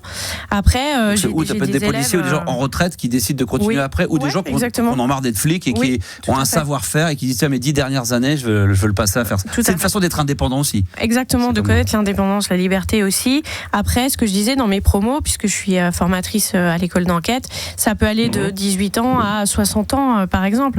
Donc j'ai des jeunes qui sortent du bac. 18 ans. Ouais, très jeunes. Après, c'est vrai que c'est quand même un métier où il faut quand même avoir de l'expérience. Jeune, à 18-20 ans, on peut être sous-traitant et ne faire que de la filature et ne pas traiter la clientèle en direct, par exemple. Moi, j'en ai des petits jeunes qui font que de la filature pour moi et ils traitent pas du tout avec les clients, ils rédigent pas de rapport. Parce que 18 ans, 19 ans, s'ils ont le A au cul de leur bagnole et qu'ils doivent suivre un mec à 130, ils disent je suis limité à 80. C'est sûr, là, le permis obligatoire. T'imagines le mec il reste à 90. Alors ça donnait quoi le client ? Je peux pas vous dire, le mec qui roule à 130, j'étais à 90, je l'ai perdu au bout de 5 minutes. Puis 18 ans, c'est quand même encore un peu jeune, il faut avoir un peu de bourlinguer dans la vie. Il y a quand même une diversité après. Mais tu m'as dit aux antennes que tu avais des jeunes qui, par exemple, parce que leurs parents ou des gens très proches d'eux avaient déjà cette profession, donc forcément ils entendent ça depuis tout petit et ils se disent voilà, c'est une vocation. Mais on n'est pas obligé. Après, c'est toujours un plus d'avoir un bagage en droit, puisque effectivement on rédige des rapports qui sont importants et qui peuvent faire basculer des vies finalement au tribunal. Donc moi demain, tu m'as dit je pourrais très bien, j'arrête la radio, je peux l'être, mais il va falloir qu'à un moment donné je fasse des... il faut faire la formation de manière obligatoire. Et donc le droit, il va falloir que je m'y mette dedans à potasser. C'est très compliqué quand on n'en a jamais fait. Ouais. Ouais, donc là c'est très difficile évidemment. Toi Julien, c'est quelque chose qui pourrait t'intéresser, qui te passionne? Comment tu vois ça toi, la profession de détective privé? Détective privé, alors j'avais vu un seul reportage, je pense, Inspecteur Gadget. dans toute ma vie, donc c'est vraiment... Non, même pas, non, de vrais détectives privés comme vous, Julie, et justement, je me demandais vis-à-vis, du fait de rentrer dans la vie privée, est-ce que c'est légal ou pas? Vous l'avez dit, donc oui, enfin, tant que c'est dans les lieux publics. Et moi, j'avais une autre question, pardon, je réponds après, si tu veux, Max, à ta question. Non, vas-y. Est-ce que vous avez eu une affaire où vous vous êtes quand même fait prendre? Parce que vous avez dit que vous ne faites pas prendre, mais est-ce que c'est quand même arrivé au moins une fois en 15 ans d'expérience? Alors, perdre une filature, ça arrive. Qu'un détective, celui qui dira qu'il n'a jamais perdu de filature, n'a jamais fait de filature. Surtout à Paris, avec les embouteillages, avec les feux, avec le monde, même en piéton. J'ai des souvenirs dans des gares en heure de pointe, avec des milliers, si ce n'est des millions de personnes. C'est très compliqué, ça s'apprend, les filatures. Et une filature se perd en une demi-seconde. Parce que là, c'est comme là, par contre, c'est comme dans les... faut pas être trop près, faut pas être trop loin, faut pas être machin. Faut bien gérer les distances. Et une filature se perd en une demi-seconde. On baisse les yeux, on relève les yeux, la personne n'est plus là. Après, faire prendre, je touche plutôt du bois, ça m'est pas arrivé dans le sens où, dès lors qu'on a un doute et que notre instinct nous parle, on va quand même arrêter le dossier. Et de toute façon, on prépare bien le dossier. Donc ça encadre quand même le dossier. Surtout sur les quartiers où on va évoluer. Si c'est des quartiers un peu sensibles, on fait très attention. Donc déjà, ça permet un peu d'éliminer tout ce qui est l'imprévu. Voilà. Et dès lors finalement que notre enquêté, notre cible fait des choses qui sont pas cohérentes, ou alors qu'on sent, par exemple, je te donne un exemple. 3 fois le tour du rond-point. Exactement, c'est ce que j'allais dire. Si la personne fait 3 fois le tour du rond-point, on comprend qu'il va falloir arrêter derrière. Et après, ça peut être un peu comme les policiers, des fois ils sont deux, il y en a un qui dit je pense que je vais me faire repérer, il y en a un deuxième qui prend derrière une filature. Donc ça, c'est des techniques, on va faire des relais, il y a plein de choses à mettre en place. Mais si tu fais 3 fois le tour du périph', voilà. Bon, ça c'est dit, ça peut m'arriver moi des fois, je fais pas attention. Oui, après voilà, ou des gens qui cherchent des places, qui s'arrêtent, qui repartent. Donc c'est à vous de savoir si la personne là, elle le fait consciemment ou inconsciemment. Voilà. Après c'est de l'instinct, il y a beaucoup d'instinct dans la profession. Et après c'est à vous de détecter aussi quand la personne, parce que là on reste sur l'anecdote du 3 fois le tour du rond-point, est-ce qu'il le fait parce qu'il pense qu'il est suivi ou tout simplement il veut vérifier s'il est suivi? Les deux. Sûr. Oui. Donc il peut très bien ne pas. Bon, pour ne pas lui mettre le doute en tête, on lâche. On préfère lâcher. Voilà, très bien. Écoute, Julien, j'espère que tu auras. Je sais pas d'ailleurs si on peut dire ça, que tu n'auras jamais à avoir affaire à un détective privé, parce que finalement ça sous-entend qu'il y a quelque chose. Alors évidemment, si on se fait, si c'est nous qui faisons appel, c'est que forcément on a un doute sur quelque chose. Mais quand on dit à quelqu'un, j'espère qu'un jour tu ne te feras pas suivre, c'est que forcément on a des doutes. J'ai pas de raison. Et il y a combien de pourcentage de trucs où finalement il y a rien? Ça peut arriver, ça, parce que ça arrive bien sûr. Après, quand on fait appel à moi, c'est qu'on a des doutes et que voilà, on a mûri le truc dans notre tête. Je dirais qu'il y a 95% de dossiers où le doute est avéré et 5% où il se passe pas ce qu'on croyait. Et tu peux mettre un petit pourcentage après sur ce qui, même si tu dis que tu suis pas forcément après s'il y a un jugement, combien vont amener suite aux enquêtes, aux missions qui vont faire que ça va amener gain de cause? Il y en a pas mal quand même. Je dirais 80-85%. Ah ouais, donc c'est quand même pas mal. Tu vois, Julien. Écoute, je te conseille ce livre. Voilà, aux éditions HarperCollins, ça s'appelle Profession détective privé. Là, c'est sorti depuis peu. Et d'ailleurs, Julie, en ce moment, elle est sur tous les plateaux. Et tout en continuant à travailler, c'est que tu fais les deux. Ouais, c'est un peu un marathon. Tu peux rien dire, mais demain matin, tu travailles, toi? Demain matin, je travaille. D'accord. Pour petite mission. Petite mission, voilà, très bien. Ok, très bien. Julien, une autre question ou on va passer à un autre auditeur sur RMC Gold? Jamais 203, une petite dernière. Allez, la petite dernière pour la route, bien sûr. Vas-y. Oui, mais c'est passionnant, ces métiers-là. C'est super intéressant. C'est pour ça que. Plus qu'animateur radio, ça c'est sûr. C'est sympa aussi, animateur radio. Bon. Ah ouais, mais non, on peut pas. Mais tu sais, c'est quand même, tu le sais bien, moi qui raconte un peu tout, parce que moi j'ai pas. Il y a des choses qu'on peut pas raconter, donc c'est pareil. Demain, je ferai un livre, je pourrais pas tout dire. Alors, vas-y, ta dernière question, Julien. Alors, une petite question qui taquine, mais est-ce que c'est un métier quand même qui rapporte bien aussi? Ah oui, on pose souvent cette question. Est-ce qu'un détective Sans donner la somme, bien sûr. Sans donner la somme. Alors, la somme, je pourrais pas la donner puisqu'elle n'est pas constante. Oui, on n'a pas de salaire tous les mois. Ça va dépendre de la demande, en fait. Comme toute profession libérale, un avocat, s'il a beaucoup de clients, il gagnera très bien sa vie. S'il n'en a pas beaucoup, il gagnera moins. Nous, c'est pareil. On est tributaire de la demande. Donc, il y a des périodes où on gagne plus que d'autres. Ouais, et d'ailleurs, les grilles tarifaires, c'est pas pareil. En fonction d'une mission, non, c'est évidemment, il y a tous les frais. Ça, c'est autre chose. Mais à l'heure reste l'heure, quoi qu'il arrive, ou l'heure où tu sais que tu vas passer plus de temps. On parlait des tracts, mais peut-être qu'ils peuvent faire sur Internet. Donc tu sous-entends ça va être à l'heure pour une filature, par exemple, ou au forfait. Et puis il va y avoir les enquêtes administratives. Voilà, oui, bien sûr. Passer plus ou moins de temps, le recueil des témoignages, les déplacements. Ça va vraiment, ça varie. Bah, très bien. Voilà, Julien, tu as toutes les informations. De rien, avec plaisir. Salut à toi, bonne soirée, Julien. On en profite encore pendant une dizaine de minutes. Tiens, on a Jérémy. Alors, juste avant Jérémy, on va t'accueillir sur l'antenne d'RMC Gold. Bonsoir, Jérémy. Allô. Il y en a du J, hein. Julie, Julien, Jérémy. Mais on a également pas mal de gens qui nous envoient des questions, en tout cas des réflexions, via WhatsApp au 06 1980 1990. Et tiens, Juliana, puisque apparemment, il y a pas mal de messages. Oui, on a quelques questions. Vas-y, Bruno qui nous demande, est-ce que ça devient compliqué depuis la généralisation de l'IA par rapport au le fait de falsifier les preuves, tout ça? Est-ce que c'est une très bonne question? Ouais, ça complique de toute façon les choses pour tout le monde, hein. Et ça augmente aussi les fraudes, hein, ne serait-ce que les fraudes sentimentales, par exemple, avec tout ce qui est photo, avec morphing, quand on fait des vidéos, les gens qui se font passer pour d'autres personnes. Donc effectivement, l'intelligence artificielle est un grand pas. Voilà, c'est une grande nouveauté. Ça vous a compliqué la tâche là, ou ça vous demande beaucoup plus de travail? Ça demande plus de travail. Voilà, ouais. Et vous avez pour l'instant encore à prendre le dessus sur l'IA. Oui, après, il y a des moments où vous avez des gros on a des spécialistes, donc heureusement qu'on arrive à savoir quand c'est de l'IA, mais en particulier, je me mets à sa place, ça devient très compliqué. Hein. Ouais, ça devient très compliqué. Ça, c'est vrai que c'est une bonne question. Bravo. Alors celle-là, je voulais la poser, j'aurais dû. C'est le mec qui j'étais à ça de la poser, cette question sur l'IA. Il y en a une autre ou pas? Ouais, on a Julien qui demande, est-ce qu'il y a des espèces de gadgets peut-être qu'on connaît pas, que les détectives utilisent? Alors, le mot gadget, je l'aime pas tellement parce que nous, on a du matériel professionnel. Moi, c'est Julien, voilà. C'est pas moi. Non, mais je comprends. Et on pose souvent cette question sous cette forme gadget. Alors, on n'a pas de gadget, mais on a du matériel professionnel, effectivement, des caméras indétectables, des micros, des choses comme ça, à utiliser avec parcimonie et bien sûr dans le cadre légal. Exemple, cadre pénal, la preuve est libre, donc on peut faire ce qu'on veut avec notre matériel. On peut enregistrer, par exemple. Donc, ça va être du matériel de type caméra dissimulée, caméra dans les boutons de chemise. Dans les pas les caméras avec les grosses lunettes là, qu'on se filme tous sur les réseaux sociaux.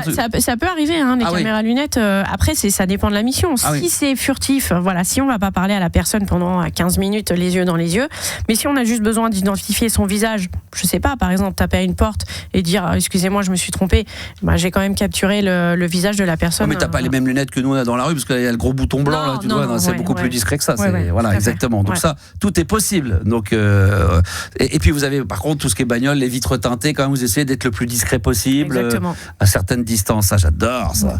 Une autre question avant qu'on accueille Jérémy sur l'antenne, ou c'est bon sur WhatsApp? Non, c'est bon. D'accord. Bonsoir Jérémy officiellement, et puis tu peux poser ta question à Julie qui t'écoute. On rappelle le livre qui est sorti, Profession détective privé. À toi Jérémy. Bonjour Max, bonjour Julie, bonjour l'équipe. Bonjour. En fait, je voulais savoir si, en fait, vous étiez déjà arrivé de vous faire menacer, des gens que vous avez filés, qui vous ont retrouvé ou devant chez vous, pour en découdre, ou si vous avez reçu des coups de pression des fois. Ouais, on me la pose aussi souvent cette question. D'ailleurs, il y a une histoire dans mon livre sur ça, sur la menace. Je laisse le suspense pour les lecteurs, mais je l'achèterai alors. Oui, tout à fait, ça m'est arrivé. Après, à nous de savoir désamorcer la chose, ou même de me faire aborder par la personne sur qui j'enquêtais. Je te donne un exemple. J'étais en train de faire une surveillance dans un quartier très très sécurisé, très cossu, et en fait, il y avait des problématiques de cambriolage. Donc les voitures qui étaient là depuis longtemps étaient tu vois, facilement repérables. Et un jour, la personne est venue toquer à ma vitre. Putain. Et si tu veux, j'ai inversé un peu les rôles et je lui ai dit qu'elle m'avait fait peur. Et je lui ai demandé pourquoi elle venait me parler. Donc ça déconcentre totalement, si tu veux. Donc voilà, on désamorce un peu comme ça les situations. Et bien sûr. Ça aussi, vous vous y préparez. Il y a un peu d'improvisation. Il y a beaucoup d'improvisation. Hein. Mais... Je dis toujours, on fait un peu du théâtre. On est un peu acteur aussi dans ce métier-là. Ouais. Oui, parce qu'il y a des fois, tu dois te dire, tiens, je vais aller à tel endroit. Tu penses que ça va se passer comme ça. Vous avez fait des repérages avant. Et puis le jour J, il y a les voisins qui viennent nous parler. Il y a plein de choses. Et il y a forcément des trucs qui vont parasiter un petit peu la mission et qui peuvent pas vous mettre en danger, mais qui peuvent perturber la journée ou voire même vous la flinguer. Comme tu as dit, tu as un mec qui rentre dans un hôtel, on dit toujours un mec comme par hasard, ou une femme qui rentre aller chercher et tu l'as pendant une demi-seconde, tu la perds, et là c'est 10 heures de perdu. Exactement. Et là tu remets ça le lendemain. Ouais. Et là, tu fais comment vis-à-vis... Alors, je me permets, mais comment tu fais vis-à-vis du client ? Tu es obligé de lui dire. Il faut qu'il reprenne la journée. Tu l'as pourtant en disant c'est moi qui ai fait l'erreur. Non, le travail a été fait. Après, on a toujours des explications solides. Pourquoi on a perdu la personne, pourquoi on l'a pas vue. Voilà, on explique pourquoi. D'accord. D'accord. Et avec le client, une fois que on dit client. Hein ? Oui. Ouais, d'accord. Une fois que le client, tu fais le rapport avec lui. D'une manière générale, ça se passe plutôt bien ou il y a parfois des tensions? Est-ce qu'il n'est pas content du travail? C'est des choses qui peuvent arriver aussi, ou d'une manière générale ils sont très satisfaits? Ouais, d'une manière générale ils sont soulagés à la fois. Ils sont soulagés, voilà. Ils apprennent ils ont des gros doutes. Même si l'information est compliquée à annoncer, ils vont être soulagés dans le fait où ils n'auront plus de doutes et c'est ça. Ils seront plus rongés par ce doute-là. Ça c'est vrai. Des fois on dit toutes les vérités sont pas bonnes à dire, mais quand c'est fait là, au moins ça permet de soulager. Puis comme tu l'as dit, quand il y a des assurances, des mutuelles, des choses comme ça, il faut payer des dizaines de milliers, voire des centaines de milliers d'euros, voire même en millions quand ça dure des mois et des années. C'est quand même bon à savoir. Jérémy, reste avec nous. On a encore pour terminer d'autres questions rapidement. Sur WhatsApp, toujours au 06 1980 1990. Ouais, on a Aurélie qui nous demande, pour aller un petit peu dans la continuité de ça, est-ce que quelqu'un a déjà porté plainte contre vous? Non, je touche du bois, ça ne m'est pas arrivé. On lui annonce plein de trucs, elle dit, je suis sorti de l'émission là, putain, faut que je fasse gaffe. Je sais pas si c'est mon temps. À partir du moment où je respecte le cadre légal, il n'y a pas de raison qu'on dépose plainte contre moi. Ouais, il n'y a pas aucune raison. Une autre question? Ouais, on a Vince qui demande, est-ce que ça arrive que sur certaines enquêtes, on se rapproche d'une unité de police pour travailler ensemble? Est-ce que vous travaillez des fois, effectivement? Non, on ne travaille pas avec la police. La police, c'est vraiment du pénal. Nous, on est dans le civil et commercial. Donc, ce qu'on va faire potentiellement, c'est de la contre-enquête pénale. Donc, on va intervenir après la police quand le dossier sera clôturé. Ou, par exemple, rechercher des personnes disparues, mais avant que la famille aille voir la police. Mais on travaille pas. Est-ce qu'il peut y avoir des juges, des gens qui font appel à vous, justement, dans le côté administration? Non, alors, juge, non, pour des affaires, non. C'est généralement les avocats qui nous mandatent. Oui, c'est ça, pardon. Et les particuliers. Ah oui, donc les entreprises. Des avocats peuvent faire appel à vous pour avoir leurs clients. Ouais, d'accord. Et on traite avec eux en fait. D'accord. Donc ils considèrent que c'est un travail qui a peut-être, je sais pas, la police a fait une recherche de quelque chose, ils n'ont pas eu les preuves. Non, là on est dans du pénal. Donc ça on fait pas. Ça vous faites pas. Si on fait la contre-enquête, mais après. D'accord, ok. Jérémy, une dernière question, c'est bon? Ouais, une dernière question. Allez, vas-y, rapidement. Une filature, vous la préparez combien de temps avant? Ça peut être des mois avant. Non, c'est généralement, on est assez réactif. Lorsqu'on nous contacte, c'est malheureusement pas pour dans un mois, c'est souvent pour hier même. Ah ouais. Donc c'est pour demain. Donc on met quelques heures. Alors quelques jours, idéalement 48 heures. Voilà. On va dire, on prévoit 48 heures à l'avance les repérages et la stratégie qu'on va mettre en place. Et puis moi j'ai une question, peut-être tu réponds si tu as envie. C'est la vie privée après, parce que toi à titre personnel quand même t'as envie. Là ça bouffe la vie, parce que en fonction et on le voit dans le livre, en fonction des missions que tu as, il y a des missions qui sont un peu plus, je veux dire en gros guillemets classiques, avec des horaires un peu plus classiques, et d'autres qui vont amener des filatures et des choses qui vont faire le week-end, les vacances, les choses comme ça. Donc c'est compliqué à gérer dans la vie privée. Après, il faut trouver quelqu'un qui l'accepte. Oui, c'est ça. Ouais. Et y a parce qu'au dernier moment, tu peux te retrouver avoir des week-ends prévus annulés. Mais même les amis, si tu vas par là. Moi, je me souviens, mon maître de stage m'avait dit, tu vas voir, si tu fais cette profession, tu perdras tes amis. Ah, c'est vrai? Ouais. Et pour quelle raison? Pourquoi? Ah bon? Alors, j'ai pas perdu tous mes amis. Non, mais les plus fidèles sont restés à mes côté, mais parce qu'en fait, on n'est jamais dispo. Ah, parce que tu passes. Ah, oui. Et puis on dit oui, ok, on sera là à ton anniversaire, et puis au dernier moment, on n'est pas là. Ah oui, j'ai connu ça moi, tu vois. Je faisais la radio le soir pendant 15 ans, donc tu peux pas venir au cinéma, tu peux pas dîner, tu peux pas les anniversaires. À la fin, on m'a dit, il m'appelait plus parce qu'il me dit ce soir il est jamais là. Et après c'est fini. Après j'en avais plus que 3-4. Je compte sur vous les amis pour rester amis avec moi quand même. Me lâchez pas pour l'instant. Merci beaucoup déjà Jérémy d'être intervenu sur RMC Gold. Merci. Et je vois que Juliana.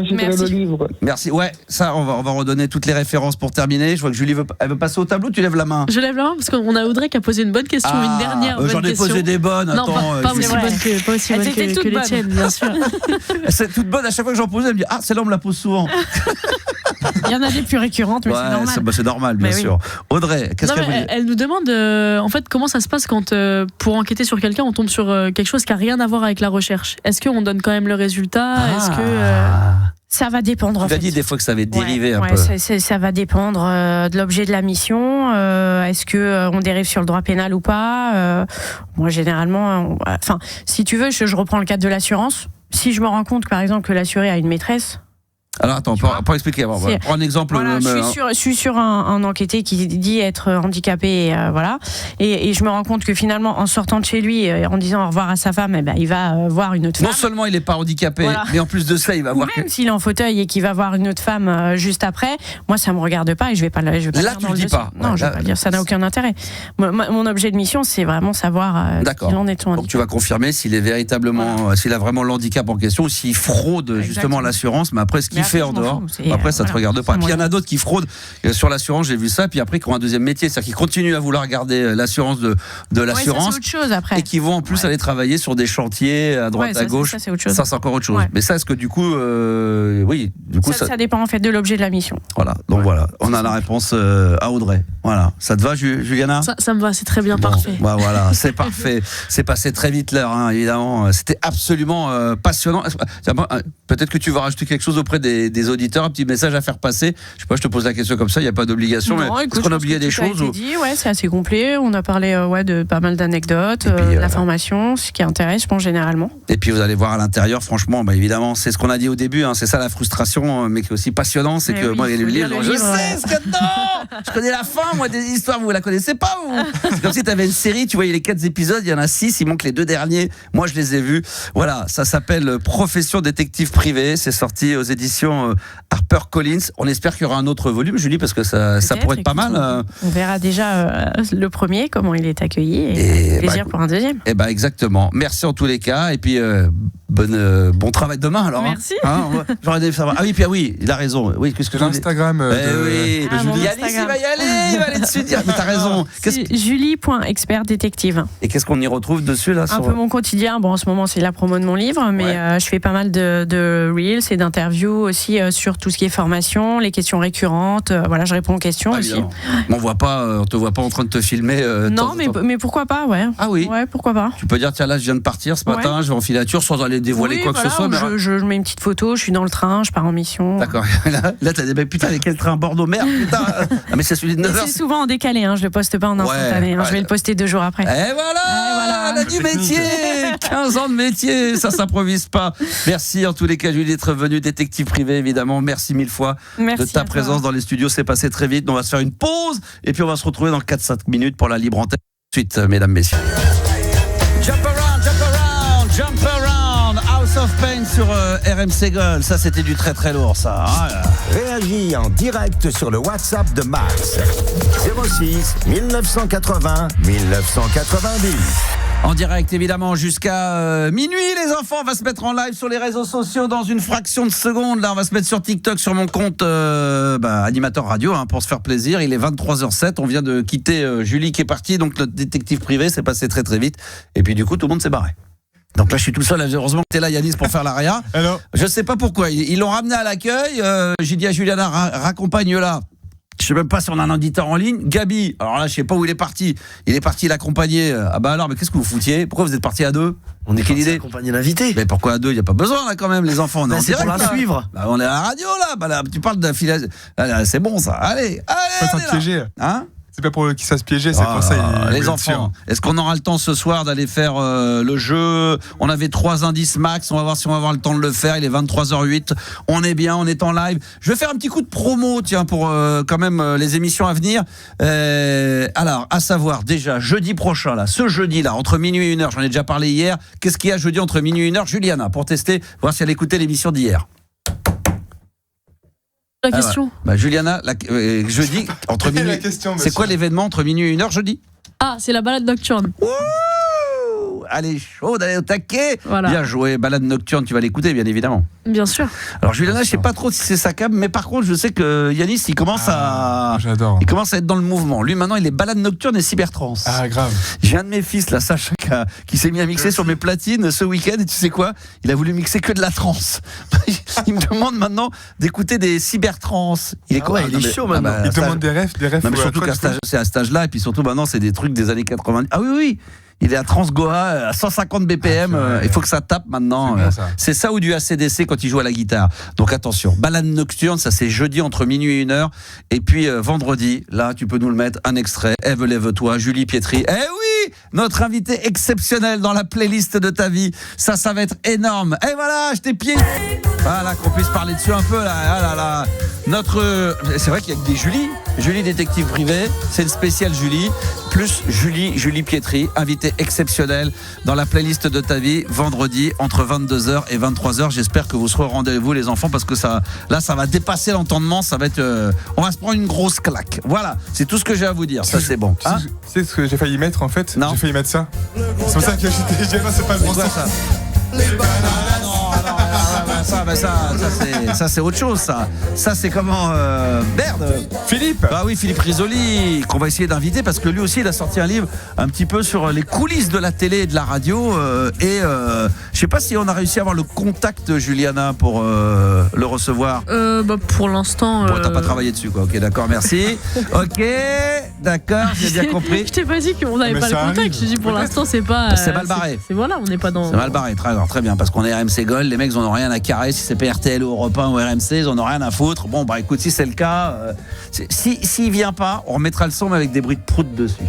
Ah ouais. Ah oui, je referai une version remix 2026 spécialement. Non, j'aimerais bien le recevoir, parce que Philippe Risoli, mine de rien, c'est beaucoup d'émissions de télé de ouf qui ont marqué ma jeunesse dans les années 90. C'est ce fameux micro qui lance en l'air là, et puis qui a été parodié par les Inconnus quand même, avec le million, parce que ça, rien que pour ça, quand t'es parodié par les Inconnus à la télé, c'est que t'as marqué une époque. C'est que t'as marqué une époque, c'est que t'as marqué l'histoire. Donc il y a rien à dire là-dessus. Allez, je vais me mettre en direct sur les réseaux sociaux, sur TikTok, animateur radio. Je vais m'y mettre tout de suite là. Attends, je regarde. Là, c'est maintenant là. Enfin.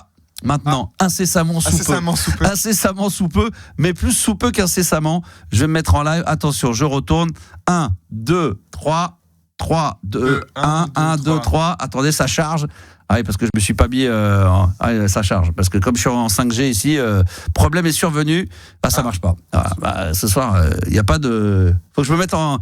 Le 5, je suis en 5G, hein. Non, ça marche pas. Bon, je vais récidiver. Voilà. Ah bah mon téléphone, il peut même plus. Oh là là. Quel bordel. Ce soir, c'est le bordel. Je sais pas si on a un auditeur en ligne avec nous, d'ailleurs. Oui. Ah ouais, c'est qui? On a Julien qui est là. Salut, Julien. Ça va et toi? Ça va super. Bon, bah très bien, ça fait un plaisir. Il paraît que t'es nouveau. Je suis nouveau et je connais pas très bien l'émission. Et en fait... attends, si, c'est toi qui m'as laissé un message sur mon compte Instagram. Bien sûr. Bon, tu connais pas l'émission, mais si tu connais le Star System... Je connais pas très bien l'émission. J'ai su que tu faisais une nouvelle émission. Non, je fais une nouvelle radio. Mais si tu connaissais l'émission du Star System sur Fun Radio, c'est exactement la même, sauf que de dire Fun Radio, tu dis RMC Gold. C'est la même. C'est le même ton, c'est le même état d'esprit. Voilà, il y a que des abrutis au micro. Moi, le premier en tête de liste. Il y a que des tocards, comme à l'époque. Voilà.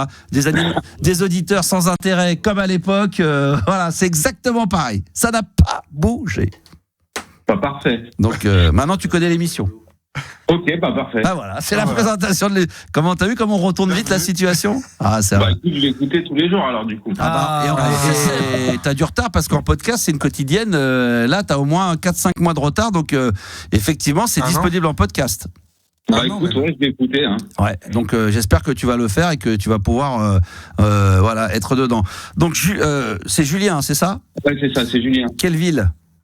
Courbevoie. Oh, j'habitais à Courbevoie, moi. Je sais. Oui, Diffoul, tout ça, tout le monde là-bas, on était tous de là-bas, on est tous à Courbevoie.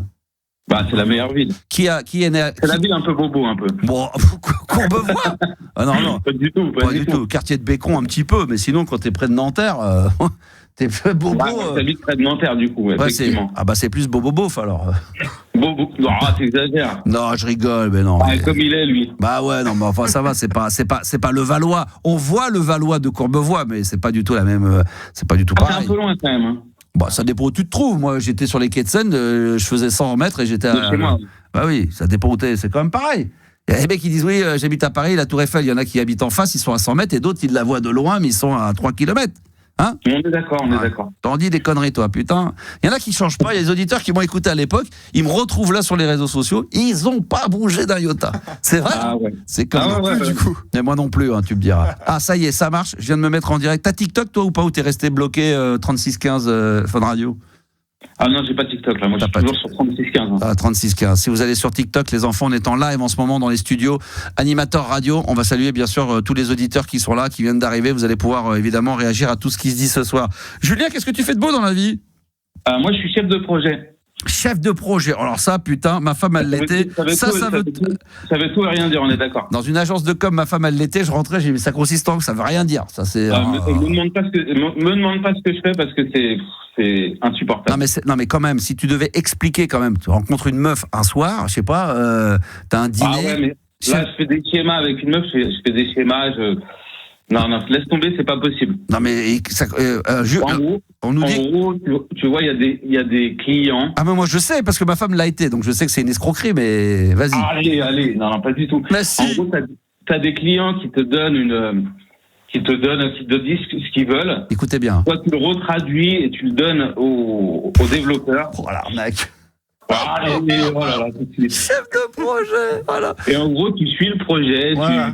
Tu le suis. Tu vas voir les sponsors, tu dis où t'en es au niveau du projet. Voilà, t'en discutes un peu avec, tu refais des réunions. Voilà, exactement. T'en rediscutes. Et puis dès que le indicateurs clés, tu donnes des trucs. Et dès que le dossier devient un peu sérieux, c'est le N+1 ou 2 qui reprend la main. Et là, ça me fait penser aux inspecteurs de travaux finis qui viennent après eux. Non, ça a été bien fait, c'est bien. Non, ma femme, ce qu'il faut faire, c'est surtout de donner des mots anglais, quoi. Ouais. Et ça marche. Un brainstorming, on va faire un brainstorming. Ma femme passait son temps à faire des brainstorms de réunion en réunion. À chaque fois que je l'appelais, elle me dit écoute, là, il y a une réunion, j'en sors, je retourne dans une autre. C'est que ça. Ils développent des projets. Ils sont chefs.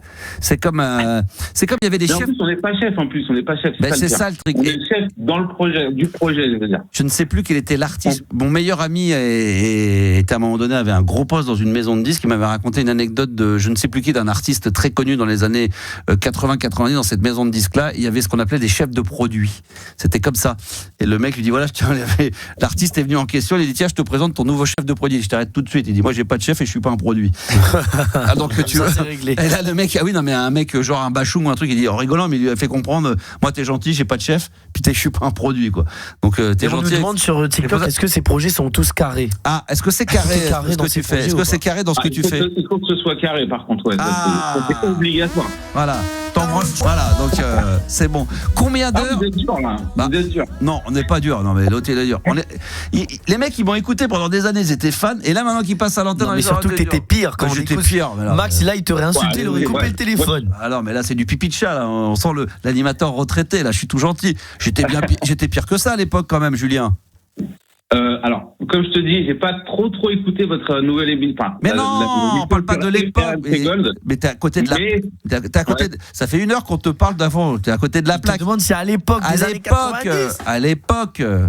Ouais. Non mais pour prendre sa défense, tu viens de lui dire est-ce que j'étais pire avant que maintenant? Il vient de te dire je n'écoute pas l'émission maintenant, donc je ne peux pas te le dire. Non mais il a entendu là, il vient d'en avoir un échantillon là. Il pourrait dire oui là c'est un peu gentil, mais par rapport à l'époque quand même, Juliana prend pas sa défense. À l'époque c'était compliqué. Voilà, Juliana, t'es avec moi ou t'es contre moi? C'était complexe. Je suis contre toi, toujours moi. Comme d'habitude quoi. Voilà, c'est bon ça. Ah là là, bon je suis content de t'avoir retrouvé. Ça se trouve il est dégoûté de m'avoir retrouvé. Il va dire oh putain. Non pas du tout, non franchement non. Bon, j'espère. J'étais un fidèle moi de Max et Jenny et de Max. Ah, comment elle va Jenny? Un gros fidèle, hein. Vraiment. C'est Max qui peut nous dire. T'as des nouvelles de Jenny ou pas? Parce qu'à chaque fois on me la pose, donc je devance avant que ça soit toi qui me le demande. Est-ce qu'on a des nouvelles de Jenny? J'en ai régulièrement, forcément, c'est bien. Ah, tu lui passeras le bonjour. Ouais, je lui dirai. Elle nous manque, hein? Un peu, ouais. Ah ouais, c'est vrai qu'elle était bien cette émission, j'aimais bien. Ah, elle était très bien. Max et Jenny, c'était fabuleux, c'était le duo, c'est comme. Ouais, il y avait une connivence, c'était assez cool. Ah, c'est vrai. C'est vrai qu'on était assez complices. C'est bizarre, ouais. Bah non, très bizarre. Très, très complice. il y a des duos comme ça qui fonctionnent très très bien, comme à la télé. Tu peux avoir des séries télé. Il y a des mecs qui ont fait des duos sans s'entendre, mais qui s'entendraient très très bien. Et no job in job. Et no job in... Alors ça c'est très important. No job in job. Il n'y a pas eu Julien. d'entorse. Non. Je suis d'accord. J'ai été tenté, j'avoue qu'à un moment donné, il y a une petite période, c'est vrai qu'elle me plaisait, et au moment donné où j'ai vu que ça marchait pas, j'ai lâché l'affaire, je suis passé à autre chose, et c'est là qu'elle a commencé à me dire que je lui plaisais. Mais comme j'étais passé à autre chose, finalement, c'est toujours comme ça. Il faudrait que je la revoie, parce que tu sais, des fois c'est comme des amours de jeunesse, c'est des gens que t'es passé à côté, puis 30 ans après ils se mettent ensemble, tu sais, mais ils étaient pas encore. Il faudrait peut-être que je la revoie, Jenny. Et maintenant t'as des enfants et tout. Donc. Ouais, mais c'est toujours, tu vois, tout est possible.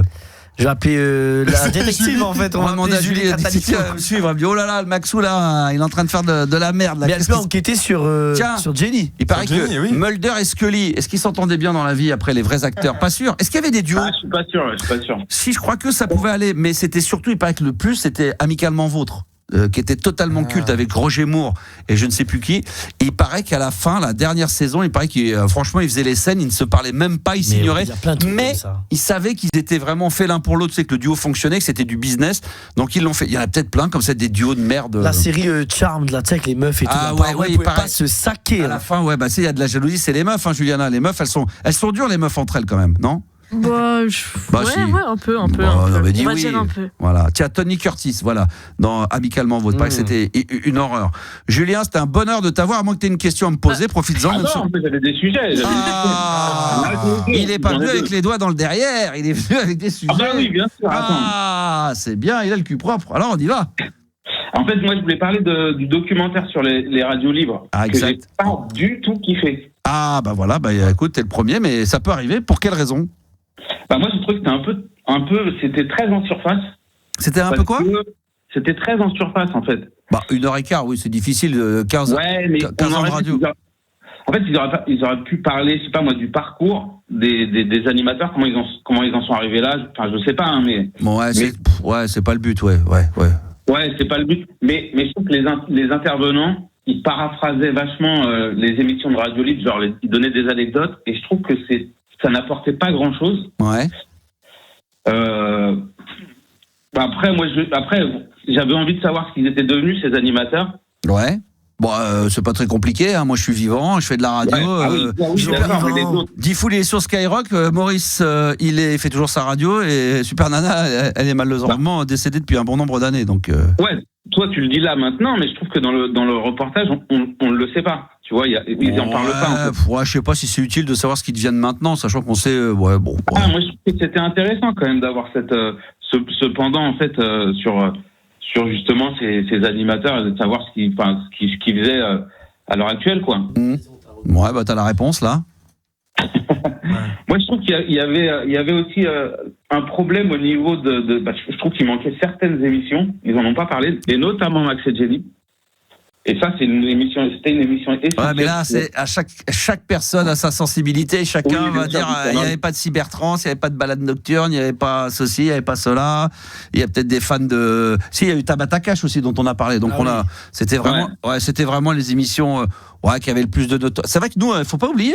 C'est vrai que quand on faisait Max et Jenny, je crois qu'à un moment donné, on faisait plus d'audience que Love in Fun. Hein. Eh oui, mais. Ça cartonnait. En fait, c'était l'émission qui était après le film du soir. Ouais. Et du coup, on se retrouvait. Et tu te branlais en écoutant la voix de Jenny. C'est sûr, c'est sûr. Pendant les interludes musicales, genre quand tu mettais Warren G. Regulate. C'était bon ça, Regulate. Tiens, je vais le mettre. C'était pas prévu, tiens, je vais le mettre ça. Warren G. Les souvenirs. Voilà. On va le mettre, tiens, tu vois, pour dire que je t'en veux pas sur ce que tu viens de dire sur le sujet. Sachant que le documentaire, c'est pas bon. Attends, moi, il y a un truc aussi qui m'a un peu dérangé. Je trouve que il y a un moment où ils disent que toi, c'était une sorte d'amorce à la télé-réalité. Ah bon? Et je trouve que ouais. C'était un peu que t'avais mis en avant des gens du quotidien. Ah oui, que j'avais été finalement que Gérard était un peu le zéro, l'épisode 0, le patient zéro. Je trouve que c'est pas vrai du tout. Oui, c'est de la merde ça. La musique avant, de toute façon. À la limite, ça se reprocherait plus d'un striptease ou d'un truc comme ça. Oui, exactement. où tu mettais les laissés pour compte. Exactement. Enfin, leur donner la parole, quoi. Oui, voilà. Sans obligation, parce qu'encore une fois, s'il avait voulu au bout de 15 jours me dire j'en ai ras le cul, qu'on me prenne pour un con ou je veux plus passer sur l'antenne, il aurait arrêté, on l'aurait jamais relancé, ça se serait terminé comme ça. Moi, j'oublie jamais, j'aime bien rappeler quand même que tous les gens que j'ai eu sur l'antenne, les auditeurs, tout ce qu'on me dit, ouais, c'était facile 20 ans après de dire, ouais, attends, tu t'es servi d'eux, et Gérard et Françoise et Alain Lebec. J'ai attendez, tous ces mecs-là, c'est eux qui ont appelé, ils sont passés à l'antenne, ils ont rigolé, on a déconné avec eux, mais en même temps, ça leur a fait tellement de bien, et c'est eux qui rappelaient tout le temps. Attention, hein, c'est pas, on leur dit une fois de temps en temps, on dit tiens, on va prendre des nouvelles, on les appelait, mais généralement c'est eux qui appelaient pour demander à passer à l'antenne le soir. Donc voilà, à un moment donné, s'ils en avaient eu ras le cul, moi j'aurais arrêté, à titre personnel, j'aurais arrêté d'appeler la radio, puis je serais passé à autre chose. Jean-Pierre Sauzère qu'on a encore aujourd'hui, si demain il me dit Max, je veux plus jamais passer à l'antenne, je veux plus, il passera plus à l'antenne. Voilà, ça je le respecterai, donc il y a aucun problème là-dessus, Julien. Mais après, résumé sur 1h15, un animateur ou un truc, c'est très compliqué. Il survole un peu. C'est plus pour parler du phénomène de ce qu'était la radio que de parler du contenu pur dedans de ce qu'il y avait. Alors il y a eu moi je te donnais les points négatifs, bien sûr. Après, mais non, mais quand t'es fan d'un mec ou d'une émission, t'as envie qu'il y a que de ça. T'as envie de dire ça me fait chier qu'on parle de Tabata Cash. Moi il y a des gens qui m'ont dit j'aurais voulu que ça parle que de fun radio, mais c'était pas le but. Ou des fans de Skyrock qui m'ont dit ouais, moi j'aurais préféré avoir un peu plus de Sky, un peu moins de Love in Fun, parce que c'est vrai que Love in Fun ça a pris un tiers du documentaire. C'est vrai, mais c'était l'émission la plus phare et voilà, c'est comme ça. C'était aussi très axé sur sur les trucs sexuels en fait, sur le cul, puis etc. c'était sur l'impact des jeunes. C'était pas c'était pas un truc qui disait on va vous raconter comment fonctionnait une libre antenne et comment ça. Voilà. C'est pas des coulisses. C'était pas non, mais lui il a rien compris. Moi je trouve que ça jouait vachement sur le côté nostalgique effectivement. Bah oui, en même temps c'est les années 90, donc ça peut être que ça. Mais ça n'apportait pas grand-chose. Mais c'était pas pour apporter quelque chose, c'était juste pour une Madeleine de Proust où 99% des gens, mis à part toi, t'es le premier, mais tous les gens, c'était quel bonheur de revoir des images qu'on n'avait jamais vues, de reparler de Max, de Gérard, de Françoise, de Tabata Cash, de Maurice, des histoires entre Sky et trucs, de voir un peu l'envers du décor. Les gens, franchement, je t'écoute parce que voilà, ça me fait marrer, t'es le premier, puis il faut tout, mais t'es le tout premier à me dire d'être aussi tout le monde, sans exception. Je t'ai donné les points négatifs, je t'ai donné juste y a que ça, je vois pas ce que tu peux amener de positif là-dedans, il y a que de non, je te dis pourquoi j'ai pas activé, mais après bien sûr j'ai aimé retrouver bah voilà, les années 90, c'est ça le but, bien sûr. Et j'ai regardé entièrement, je me suis pas arrêté. Mais moi quand je regarde un documentaire, j'en sais rien, la dernière fois j'en ai vu un sur je sais pas moi, sur WAM. Voilà, ça dure 1 heure. Évidemment, tu peux dire il y a pas ça, en 1 heure les mecs ils vont pas résumer 20 ans ou 30 ans de carrière de George Michael, donc ils vont aller au fait. Tu regardes un documentaire sur Prince, il y a plein de choses, ils ont pas parlé de l'album de 80 avant, évidemment on va parler de Purple Rain, on va parler de tout ça, on va parler de ses films, on va parler du personnage, il y a plein de choses, et 1h15 tu peux pas, et en plus c'est pas 1h15 c'était sur vraiment tout. Donc les gens ils étaient contents de nous retrouver, nous, de témoigner, de voir Maurice, de voir des images d'archives de Super Nana, Tabata Cash, le fight, d'avoir à l'intérieur de comment il s'appelle, Fred Testo non pas Fred Testo, Fred de Sky là. De Sky, comment j'ai oublié son nom. Fred Musa, voilà, Planète Rap qui raconte voilà qu'il a été au Standard avec Super Nana et que lui en tant qu'auditeur racontait comment ça se passait de l'intérieur. Mais c'est vrai qu'après le meilleur moyen, c'est ce que je fais moi de temps en temps, c'est d'en parler moi ici dans les émissions comme à l'époque où là on va en donner un petit peu plus, mais après c'est comme ça, mais je te dis tout le monde a surkiffé, franchement j'ai eu que des retours à part un teubé là, Julien qui est... Non, je rigole. C'est pas vrai, je rigole, Julien. Ah, ok, d'accord, très bien. Je rapproche. Allez, salut ouais. Vas-y, en direct, vas-y, si t'as des couilles. Non, je rigole. Non, mais je comprends qu'il peut y avoir par moment un peu de frustration. Moi, je l'ai déjà dit, je le répète, après, on parlera plus de ce sujet parce que ça fait 15 jours.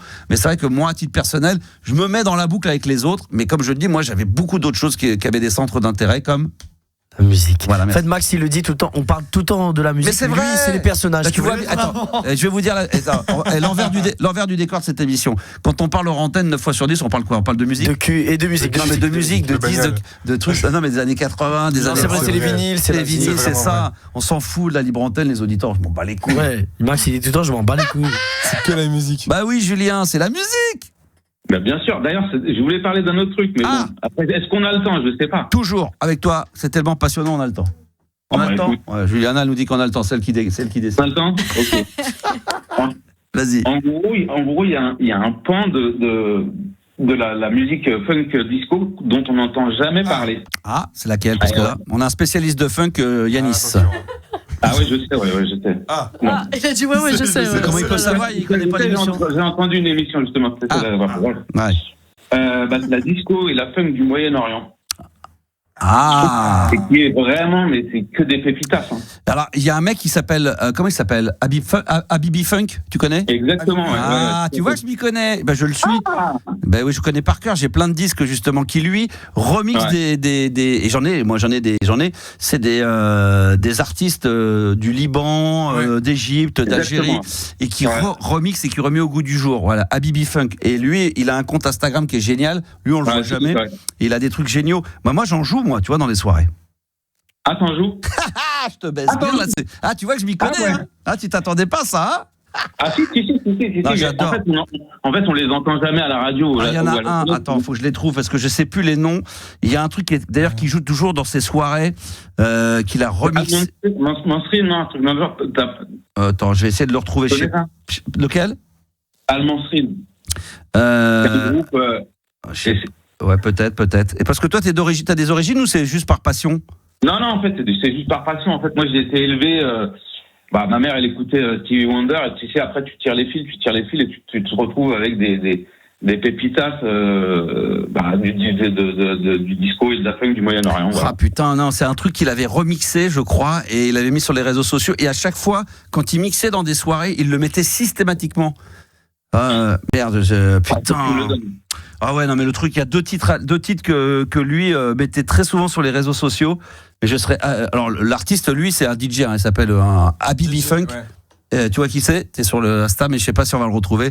Il faudrait que je le trouve. Ah, il y a Ced Rework qui était là tout à l'heure. Peut-être que lui, il aurait pu nous donner l'information. Il est sur le live TikTok, ça aurait été top. Mais c'est vrai que j'adore. Moi, j'adore la musique arabe. Moi, la musique arabisante, Égypte, tout ça. J'achète des vinyles. J'adore les trucs, avec des morceaux d'un quart d'heure, 20 minutes, avec au moins 5 ou 6 minutes d'introduction. J'adore ça. Ah ouais, je suis fan. Mais effectivement, le Liban, ils sont hyper forts. Moi, je pense à l'Égypte. L'Égypte, Al-Mansri, c'est égyptien, par exemple. Ouais. Mais les frères Rabani, là, les arrangeurs de Férouz, ouais. C'est des pépitas, quoi. C'est que ça, c'est que ces pépites, quoi. Les pépitas, elles sont où? Les bananas, les pépitas. Tu connais pas celle-là ou pas? Ça, je sais pas. J'adore. Ça fait partie des oubliés aussi, hein, franchement. Ah ouais, ça, c'est la culture, ça, c'est excellent. Ouais, non, mais laisse tomber, hein. Très visionnaire. Hein. Ah oui, t'es visionnaire. J'arrive pas à retrouver. Je sais que le titre, je l'ai sur mon ordinateur. Je suis en train de regarder parce que là, j'ai pris l'ordi, mais je vais retrouver. Mais c'est pas un morceau de lui. Hein. C'est Habibi Funk. C'est simplement un truc qu'il a dû remixer, mais qu'il a mis énorme. Tu vois pas de quoi je veux parler, Julien? Ah non, pas du tout, Putain, quand je vais mettre le titre. Si tu me le retrouves, franchement, je suis chaud. Ah ouais, non mais c'est un truc, c'est énorme. En plus, vous allez l'écouter, vous allez kiffer tout de suite.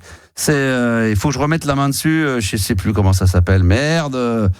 Je suis là une soirée en plus à la Bellevilloise samedi. C'était justement des vinyles algériens, des artistes comme ça aussi. Oui. C'était super intéressant. Il y a 2 semaines, c'était pareil. C'était aussi une. Pour moi, les trucs d'Algériens, même endroit. Moi, je trouve ça un peu. Même endroit. Je rigole.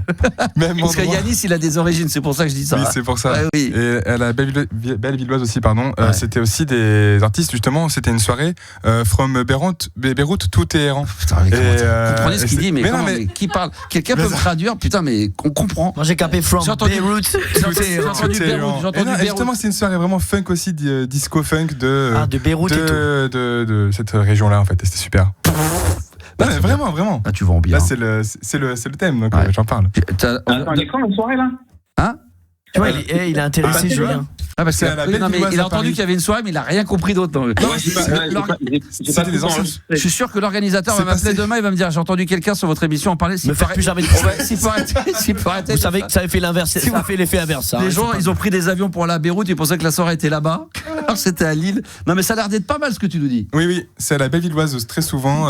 C'est dans le 11e arrondissement, enfin le 20e même. À Paris? Ouais, à Paris. Ah, à Paris, je crois que c'était à Lille. À la Bellevilloise. À la Bellevilloise.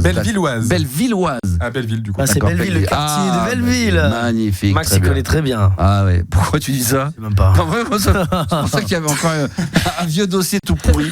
Très bien. Bon, écoute, merci mon Julien, en tous les cas, d'être venu. On met de côté le documentaire. Maintenant, on est en 2026. Ouais, bah bien sûr. Et on est là, on est vivant, tout va bien, la vie est belle. Quel âge tu as? Comment? Quel âge t'as, toi? 42, 43 ans. 43 ans, ouais. Tu voulais dire quelque chose, peut-être, encore? Non, pas spécialement, mais après il y a d'autres pans qui sont oubliés de la disco. Mais bon, après. Ah oui, quoi d'autre alors? Quoi d'autre? Vas-y, dis. Il y a la cosmic disco aussi. Que j'adore. La cosmic disco. La cosmic disco. Alors là, franchement, là. Ouais. Par exemple, je sais pas, Space. Space. Bernard Estardi. Mais Space, c'est comment il s'appelle? Je l'ai ça. C'est comment? Marouani, je crois. Didier Marouani, non? Space. Ouais. Tu connais pas Space? Si, c'est Fly. Si, attends, c'est Space, c'est Fly. Comment ça? Ouais, Fly, exactement. Ouais. D'ailleurs, ils étaient déjà déguisés avant les Daft Punk. C'était des mots. Exactement. Oui, on l'a déjà joué. C'est les origines des Daft Punk. Attends, ouais, il y en a d'autres encore avant eux. C'est même encore avant. Flying Nightmare. Comment ça? Excellent. Attends, je vais le trouver. Ça, je crois que je l'ai, ça. Attends, Attends, mais ça, je vais le trouver sur. Ça, c'est génial d'ailleurs. Ouais, c'est génial. Attends, je vais le trouver. Hop, je vais vous le faire écouter parce que ça, c'est vraiment très très bien. Space. Comment on a dit le morceau? Nightmare. Flying. C'est Nightmare. Ah oui, c'est Flying. Attends, est-ce qu'on l'a? Est-ce qu'il est? Ah oui. Non, c'est Magic Fly, exactement, c'est ça. Magic Fly. C'est génial. Ça, j'ai l'album en vinyle. Ça, je le joue dans mes sets de DJ. Écoute ça. Mais c'est assez ouf. Ça, c'est Cosmon. Ça, je peux vous dire, c'est X-Files avant l'heure. Ça, on est en 79, 78, un truc comme ça. C'est Space, ça s'appelle Magic Fly. Et pareil, vous allez voir sur YouTube, vous tapez, vous irez voir la vidéo. Ils ont fait 2-3 prestations télé avec des trucs un peu psychédéliques. Ils avaient déjà les masques un peu à la Bogdanov. Tu sais, on voit pas leur visage. Voilà, c'était évidemment avant l'heure. Et puis il y avait Chase. Évidemment, tout le monde m'en parle. J'ai dit, je viens d'en parler. Vous voyez ce que c'est, Giorgio Moroder? Alors ça, c'est le producteur disco. Giorgio Moroder, c'est lui qui a fait la Flashdance. Il a fait des milliards de trucs. Giorgio, attends, est-ce que je le trouve? Attends. Je sais plus comment c'est écrit. Giorgio Moroder. Attends, est-ce que c'est ça? Avec le morceau qui s'appelle Chase. Il est là, c'est celui-là, mais bien sûr, il est plus connu. J'adore. Il est parti, Julien? Non, il est là. Merde, il est toujours là. Merde. Alors, fais chier. Non, c'est pas ce que je voulais dire. Enfin, Julien, t'es toujours là? Ouais, je suis toujours là. Ouais, c'est bon ça. J'ai pas trouvé le morceau dont on parlait tout à l'heure de Habibi Funk, mais dès que je le mets là, je vais essayer de l'avoir pour demain. C'est dans mon ordi, mais je ne sais plus le nom du morceau en question, mais il est incroyable. Il est totalement incroyable. Bon bah écoute Julien, en tout cas, merci d'être là. Enfin, c'est un bonheur déjà de retrouver les anciens auditeurs. Ah, moi aussi, ça m'a fait plaisir, vraiment. Et voilà, petite taquinerie, mais t'es le bienvenu, t'es dans la team. Maintenant, t'as le numéro. Juliana, elle peut t'appeler de temps en temps s'il y a besoin. Dès que tu veux réagir à un sujet, il n'y a pas de problème. Tu fais par WhatsApp même, et puis comme ça, on te rappelle et tu passes en direct sur RMC Gold. D'accord? Ok, pas de souci. Ça, bonne bourre à toi, mon ami. Quelle ville t'avais dit? Toi, t'es dans quelle ville, Julien?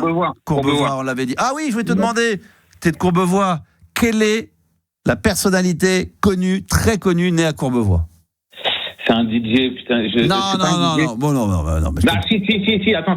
Non, mais ça, tu vas me donner un nom de merde. Non, c'est l'actrice. C'est une actrice. Ah non, je sais, c'est une actrice. Un acteur. Mais non, mais attends, elle a été à Paul Lapie.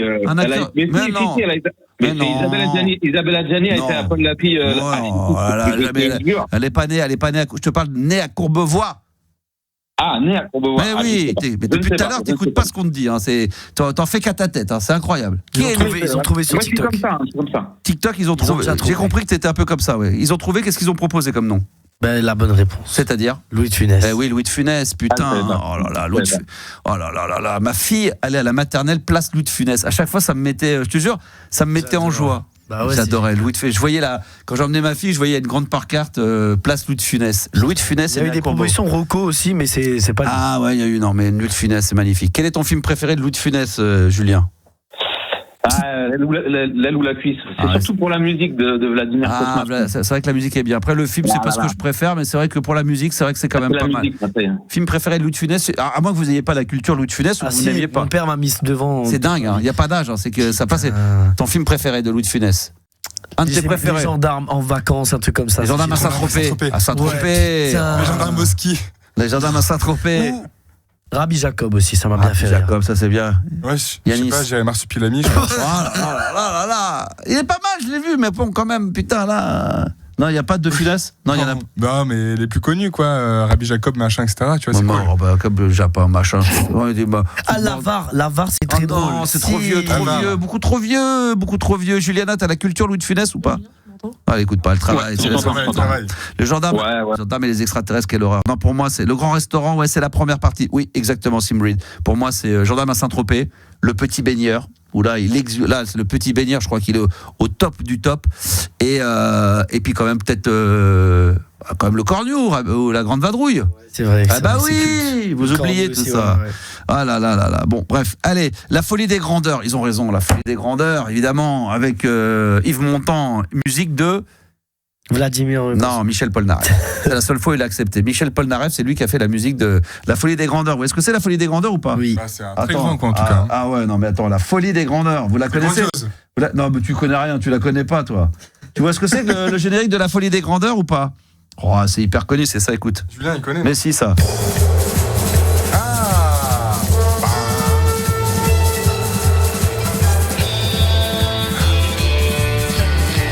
C'est bon, ça ou pas? Ça fait un peu Ennio Morricone, tu sais, et c'est Michel Polnareff. C'est lui qui a fait ça. Oui, c'est Michel Polnareff. Vous tapez Michel Polnareff, La Folie des Grandeurs, bande originale du film La Folie des Grandeurs. Oui, qu'est-ce qu'il y a? Tous les gendarmes, maintenant j'y repense, ils sont géniaux. Ah, pas tous après. Quand ça commence à être, mais non, mais le premier à New York. Voilà, exactement. Ah, c'est pas la My Taylor is Rich. Oui, exactement. Et c'est la fameuse scène où sont dans les, où il y a sur le bateau là. Non, il y a comment Jean Lefebvre qui est à l'hôpital et l'autre sont en train de faire une côte de bœuf dans l'hôtel. Oui. Et ils lui font sentir par téléphone et par téléphone ils sentent l'odeur de la côte de bœuf. Et ils font pas la recette, le beurre. Bah oui, attends, pas maintenant. Passez-moi les oignons, tout sauf lui. Puis il en met une tonne. Et lui, à la fin, il veut. Mais oui. Putain, il met du persil et des oignons, mais ils en mettent une tonne en plus, c'est horrible. Et même en vacances où il retrouve Fougas, il a perdu la mémoire. Il faut aller jouer à la pétanque avec lui, c'est génial. Il faut y aller, Julien. Moi, j'ai eu la chance de passer une bonne partie de mes étés Sainte-Maxime, Saint-Tropez. À chaque fois, je passais devant la gendarmerie. Maintenant, il y a un musée, mais à chaque fois que tu passes devant, franchement, t'en as les larmes aux yeux tellement que c'est beau. Avec la petite voiture. Mais oui, j'adorais cette voiture. J'ai pas envie de dire que c'était mieux avant, mais est-ce que c'était pas mieux avant? Ça se pose comme question quand même, hein. La chanson Dolio, Saint-Tropez. Attends, on va se la mettre. Ah ouais, elle est géniale. Ah oui, Juliana, tu connais ça? Quand même. Je suis pas sûr. Si? Bah oui, quand même. Comment on écrit ça? D-O-U. Attends, non, je vais mettre le gendarme carrément. Ah ouais. Gendarme. Le gendarme se marie aussi, la musique avec tellement de. Gendarme en balade. Voilà, gendarme. Oh là là là, c'était bon ça, c'était bon. Saint-Tropez, voilà, on va le trouver. Le gendarme à Saint-Tropez, ça donne quoi? Attends, c'était ça. Ah non, c'est pas celle-là. Oh là là! C'est quand même bon ou pas ça? Hein, Julien? Excellent. Bah oui, excellent. Attends, c'est quoi? Ah, ça c'est Maître Gims, Saint-Tropez, c'est pas pareil. C'est pas pareil. C'est pas le... Ça c'est plus pour Juliana, ça. Ah, celui-là.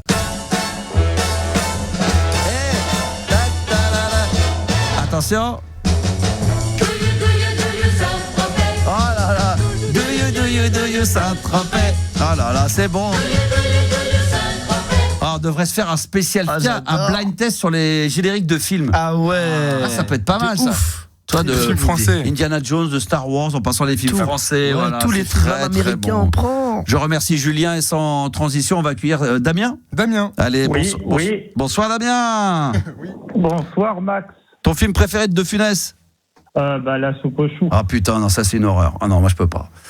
Moi, j'adore, hein, mais pour moi, De Funès, c'est pas la soupe aux choux. C'est un peu concon. Trop vieux, c'est la fin, ça. C'est très drôle, le sketch de Prouté, mais après, une fois que t'as fait cette scène-là, le premier quart d'heure, après, c'est naze. Non, mais ça vaut pas le... C'est pas le Prout, moi, c'est pas ce qui m'a fait le... C'est pas le Prout qui m'a fait le plus... C'est la denrée. Ah oui, Jean Carmet, c'est vrai, il y avait ça. La musique, surtout. Ouais, mais moi, quand même, quand vous allez voir Le Petit Baigneur... Oh là là, alors ça, je l'ai jamais vu, Le Petit Baigneur. Mais comment t'as jamais vu Le Petit Baigneur de Funès? Mais je pense que c'est le film. Il y a celui-ci et aussi un autre film grave, c'est Oscar. Ah oui, le huis clos. Oscar. Là, ça, c'est le show de Funès avec le fameux nez quand il tire dessus, qui se le passe. Tu as jamais vu ça? Ça, j'ai pas vu Oscar. Oscar, tu vas te péter dessus tellement que c'est très très drôle. Ça, c'est hilarant. Voilà. Alors, qu'est-ce qui t'amène, Damien? Eh bien, on parle de film. Bon, là, c'est pas de Funès, mais je suis allé voir le film porno. Chers parents au cinéma, génial. Chers parents, c'est avec qui ça? Ça, moi aussi je l'ai vu. C'est quoi ça? Ah, mais si, ça m'a l'air. On m'avait dit que c'était naze. Non, Chers parents, c'est avec qui? André Dussolier, Miu Miu. Ah oui, quand même. C'est ceux qui font croire aux enfants qu'ils ont gagné au loto et ils veulent pas donner. Avec un acteur que j'aime bien qui est assez foufou là, qui va dans tous les sens là, le grand. Arnaud Ducré. Arnaud Ducré, j'adore. Ouais, Arnaud Ducré, j'adore. Ouais. Ouais. Bon, ceci dit, j'aime bien Dussolier. Alors, ils font croire, mais ils font pas croire qu'ils ont gagné au loto. Ils ont vraiment gagné au loto. Ah, ils ont vraiment gagné au loto, mais ils vont pas leur donner d'argent. Ah, je ne vais pas. Ah, il veut pas spolier. Il a raison, c'est gentil. C'est le synopsis quand même, on peut le dire. Ouais, c'est quand même le truc. Ouais. Moi, j'ai envie d'aller voir l'autre film avec Éric Judor. On nous a dit que tout ce qu'il y avait dans les bandes annonces qu'on voyait sur les réseaux sociaux, c'était bien. Après tout le reste, c'était un peu naze. C'est tout le temps ça. C'est dingue. Hein. Ça me. Les comédies, t'as 2 minutes de bande annonce et toutes les blagues. Ouais, et il paraît que c'est tout. Donc là, que le film, tu l'as vu, toi, Juliana, c'est bien. Ouais, je l'ai vu après. Ouais, ça se regarde quoi. C'est combien sur 10 Juliana là? Franchement, 6. Ok, mais ça vaut le coup de mettre 10 boules. Franchement, ça va. Non, mais il faut mettre 10 boules. Ouais, flemme de mettre 10 boules dans le 6 sur 10. 10 boules, quand moi j'ai 3 enfants, on va tous aller le voir avec ma femme. T'en as pour 50 boules, plus les cacahuètes. Des popcorn et des M&M's. Non, c'est pas mal. C'est pas mal, mais c'est pas la priorité de film où j'aurais été. Tu vois, là, c'est parce qu'il y avait plus de place. Et toi, c'est quand tu vas voir Jean Dujardin? J'y suis allé, voilà, avec mon fils vendredi, avec Roméo, mon grand. On est allé le voir. Alors. J'avais là parce que je vais vous expliquer les séances à 16h45, film qui commence à 17h et je dis à ma femme parce qu'elle avait ma fille, tout ça, c'était vendredi, je dis bon bah écoute 19h on est à la maison quoi, je pensais que ça dure 1h30, putain je vois 19h, il dure 3h19 le film, 19h15, 19h40, là je vois ma femme qui envoie des textos, bon alors t'arrives quand, vous allez quand, donc je dis à mon fils, je dis putain ça dure, il me dit papa mais ça dure 3h15. Oui c'est vrai. Alors attends 17h donc ça fait 20h15 donc ça fait pas avant 20h30, je lui dis bah 20h30 donc là tout le monde faisait la gueule. Mais tu sais que vendredi je voulais aller voir le film, séance de 23h et là je vois qu'il dure 3h, je dis mec, je vais rentrer chez moi. Par contre, franchement, c'est incroyable. Ah oui. Non, franchement, c'est incroyable. Ah bah oui, c'est. Il avait dit que c'était le rôle un des meilleurs rôles. Ouais, est-ce que tu l'as senti? Il dit que c'est un rôle pour un acteur qui, voilà, quand on a la chance. Alors évidemment, je pense qu'il y a les films qu'il a fait avec l'artiste. DiCaprio, il a fait quelques. Mais est-ce que tu l'as senti? Il me l'a pas dit, mais je l'ai ressenti comme tel. Ouais. Non, il y a beaucoup de répliques aussi. Ah ouais, c'est vraiment énorme. Non, c'est vraiment très. Les 3h15 passent. Ouais, j'aurais voulu que ça fasse 2h45, 3h, mais 3h15. J'ai demandé à mon fils, t'as pas trouvé ça trop long? Franchement, il a dit, j'ai rien vu passer, il a kiffé. C'est un bon film. Babylone aussi, dans cette veine-là. C'est quand même des films d'histoire, hein. C'est de la Deuxième Guerre mondiale, avec avec tout ce qu'on connaît, avec les collabos. Ouais. En réalité, ces collabos, enfin, c'est particulier. C'est pas, je m'étais fait un jugement, je crois que c'était vraiment des mecs qui ont voulu collabos de fait, mais c'était pas, c'est pas vraiment comme ça l'histoire. Et apparemment, c'est une histoire vraie, hein. Donc, de tirer d'histoire vraie, apparemment.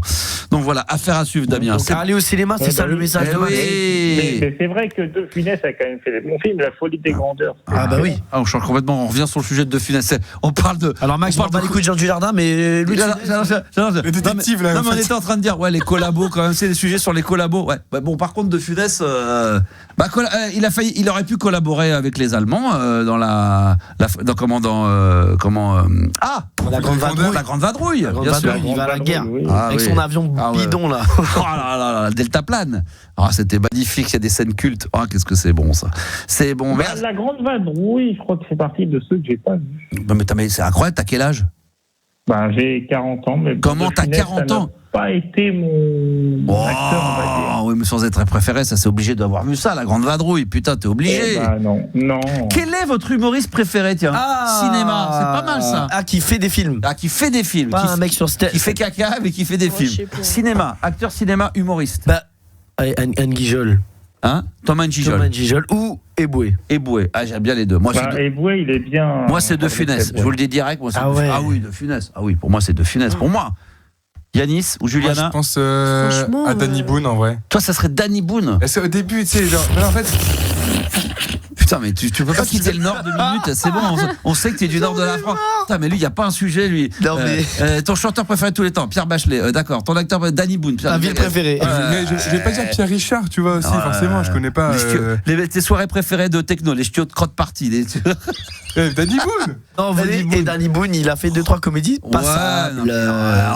Acteur, vraiment, acteur, humoriste. Le plus marquant quand même, humoriste. Je suis sûr que t'aimes bien Eboué. Même Alban Ivanov. Moi je les adore ceux que t'as cités. Non mais je parle des plus grands. Moi, les plus grands, tu nous as dit nos préférés. Ton chanteur, ouais non mais humoriste préféré de cinéma. Tu dis tiens j'ai le droit Coluche. Ouais mais il a pas. Qu'est-ce qu'il a fait comme film de marquant? plein, le maître d'école. C'est pas drôle, mon fils. Après, il y a le frère de Max dans le d'école, respecte le film. C'est pas génial. Banzai, voilà, c'est rigolo. Non, mais c'est pas comparable. Mais pas de Ciao Pantin. C'est pas comparable avec les gendarmes à Saint-Tropez, avec tous ces films qu'on a cités tout à l'heure, quand même.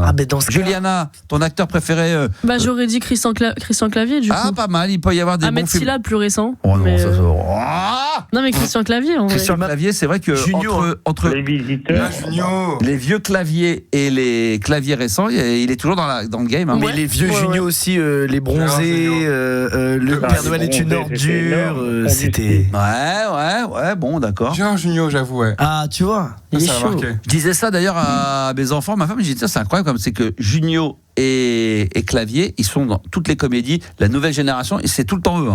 Lui et Didier Bourdon maintenant de plus en plus. Bourdon, on l'a cité dans le live TikTok justement. Merci Bourdon. Ouais. Et Chabat, on dit souvent Alain Chabat. Chabat, non, Jean Reno, arrêtez vos conneries. Comment le plus sérieux Poulvord et Chabat. Et Chabat, c'est vrai qu'il est Poulvord. Ouais. Poulvord, il est pas là. Ouais. Et Lucchini aussi. Lucchini, il commence à refaire des petites comédies un peu. Ouais, mais quand on parle des plus grands, là, il n'est pas invité dans le top 3, il n'est pas invité à la table. Invité. Il est à la cantine, il est derrière, il est en cuisine. Mais c'est un super acteur. On parle d'humoriste. Film drôle. Pur. Bah ouais, je reste sur Eboué. Je reste sur Eboué, j'aime bien. Ah, Eboué, d'accord, ok, très bien. C'est vrai que le film Coexister, c'est très bien avec Eboué. Ouais. Ça, je confirme. Coexister. C'est hyper drôle. C'est un des films qui m'a le plus marqué quand j'étais plus jeune. C'était quoi Coexister? Ah, c'est le curé, c'est ça? Ah oui, ça c'est excellent. Excellent, ça c'est excellent.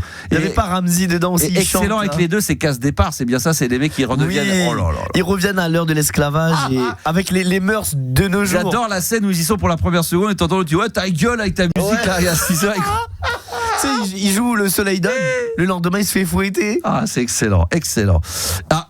Et oui, Bruno Salomon, c'est vrai qu'on aurait. Jean Dujardin, il a fait quelques petits trucs. Non, plus maintenant, il est sérieux, il veut plus faire des conneries. Ouais, il a pas fait tant que ça de films drôles, à part Nice, Brest de Nice, il a rien fait de. Après, le reste, c'est plus. 77 aussi. Hein? Ouais, c'est vrai qu'il il veut plus trop faire ça. Ouais. Il est plus trop. Merci en tous les cas. Un humoriste qui était pas mal à l'époque, Gad Elmaleh. Gad Elmaleh. Il a fait Chouchou, mais c'est tout. Non, il fait aussi surtout des spectacles, pas Chouchou. Mais là, on est en train de dériver, on parle de cinéma, on parle pas de spectacle comme. Florence Foresti, quoi. Bah oui. Elle a fait des films cool, Florence Foresti. Un film culte, Dirty Dancing. Il n'est pas drôle. Dirty Dancing. Ah bah, non, mais l'autre, Star Wars, peut-être le retour du Jedi. Jurassic Park, c'était drôle. Le retour du Jedi. Ah, il y a une scène drôle dans le retour du Jedi, à un moment donné, il me semble, quand ils sont avec je sais pas quoi. Les Stormtroopers, là. Il a bu, lui, il nous dit Gigi McFly. Il y a un Stormtrooper, il se prend la porte dans la gueule, là. Qu'est-ce qu'on a rigolé, là? Ah, faut revoir ce film. C'est très drôle, c'est une bonne comédie. On parle de bons films, de bons vieux films. Allons-y. Deux bons vieux films. La liste de Schindler. Il y a Le Coup du parapluie. Ah, Le Coup du parapluie. Oui, très bon. Ouais. Il est très très bon. Et la 3, alors là, c'est cultissime. Ok. Le Bon, la Brute et le Truand. Ah, mais là on est dans vraiment une grosse comédie là. Là on est vraiment sorti depuis longtemps des comédies là, mais c'est vrai que c'est très très bon. Oui. Oh, non mais bon, très bien. Hein? Qu'est-ce qu'on a rigolé quand ils décident de rester dans l'espace et de crever là-haut dans l'espace. Le Parrain, très très bon aussi. Le Parrain, on nous dit très très bon. Un éléphant, ça trompe énormément. Ça. Là on peut parler de quelque chose. Alors ça c'est pas hilarant, mais ça un éléphant ça trompe énormément. Comédie romantique. Et on ira tous au paradis. Non mais là attention. Là, c'est avec comment il s'appelle, Claude Brasseur, avec Jean Rochefort et Guy Bedos. Alors là, et puis nous dit Charlie Chaplin, c'est l'ancêtre un peu des trucs muets humoristiques. Ah, mais Charlie Chaplin, je me suis revu. Il y a quelques jours, j'ai revu des courts-métrages que j'ai en DVD de Laurel et Hardy, hilarant. Ah oui. Hilarant. Parce que c'est les premiers, quasiment les tout premiers, tu sais, qui, quand ils font un sketch, il y en a un qui regarde la caméra un peu décès, qui te prend comme complice. Et le troisième quand l'autre fait de merde et que t'as le troisième, il te regarde, il fait genre, le gros là, il te regarde. Aussi, tu vois, lui, c'est une légende aussi.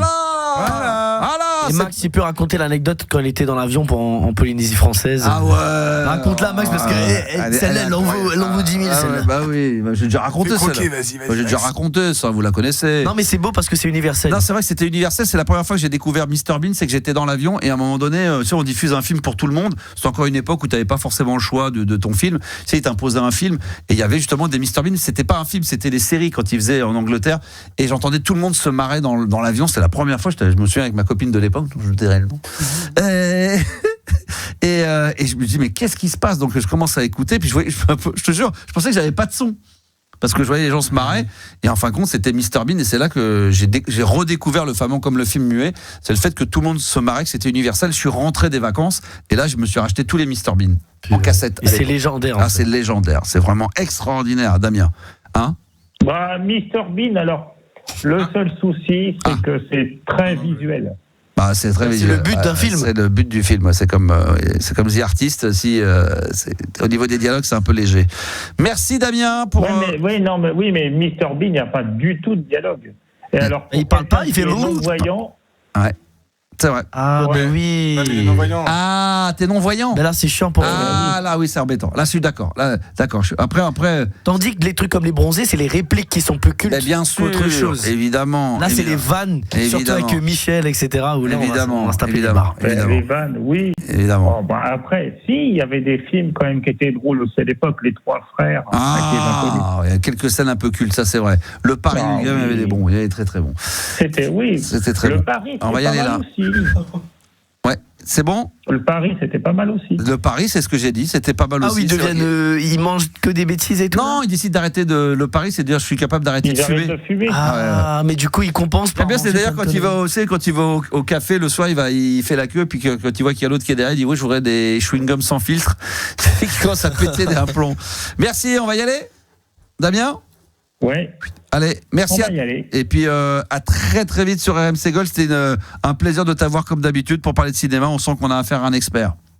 Ah oui. C'est un bonheur. Merci à toi. Merci mon Damien d'amour. De rien. Gros bisous. Il ne dément pas en plus. Bisous. Bah non, mais il est adorable. Il a dit expert la vie. Ah oui. Oui, mais il est expert. Oui, bien sûr. Il ne dément pas. Ah, la fameuse phrase. Le tabac, c'est tabou. On en viendra tous à bout. Bien sûr. C'était un bonheur d'être avec vous ce soir. L'émission sera disponible en podcast, évidemment, avec Julie, notre détective privé qui est avec nous en live de 22h à 23h. Vous allez pouvoir retrouver ça sur les plateformes très rapidement. Merci Juliana, merci Gabi, merci Yanis. Bisous. Demain, on sera là à 22h, évidemment. Il y aura plein de trucs, plein de nouveautés. Enfin, comme d'habitude, on va se régaler. Et puis, je remercie tous ceux qui sont encore très nombreux sur les réseaux sociaux et sur mon compte TikTok, Animateur Radio. Merci à tous et à demain 22h pour la Libre Antenne. Ciao!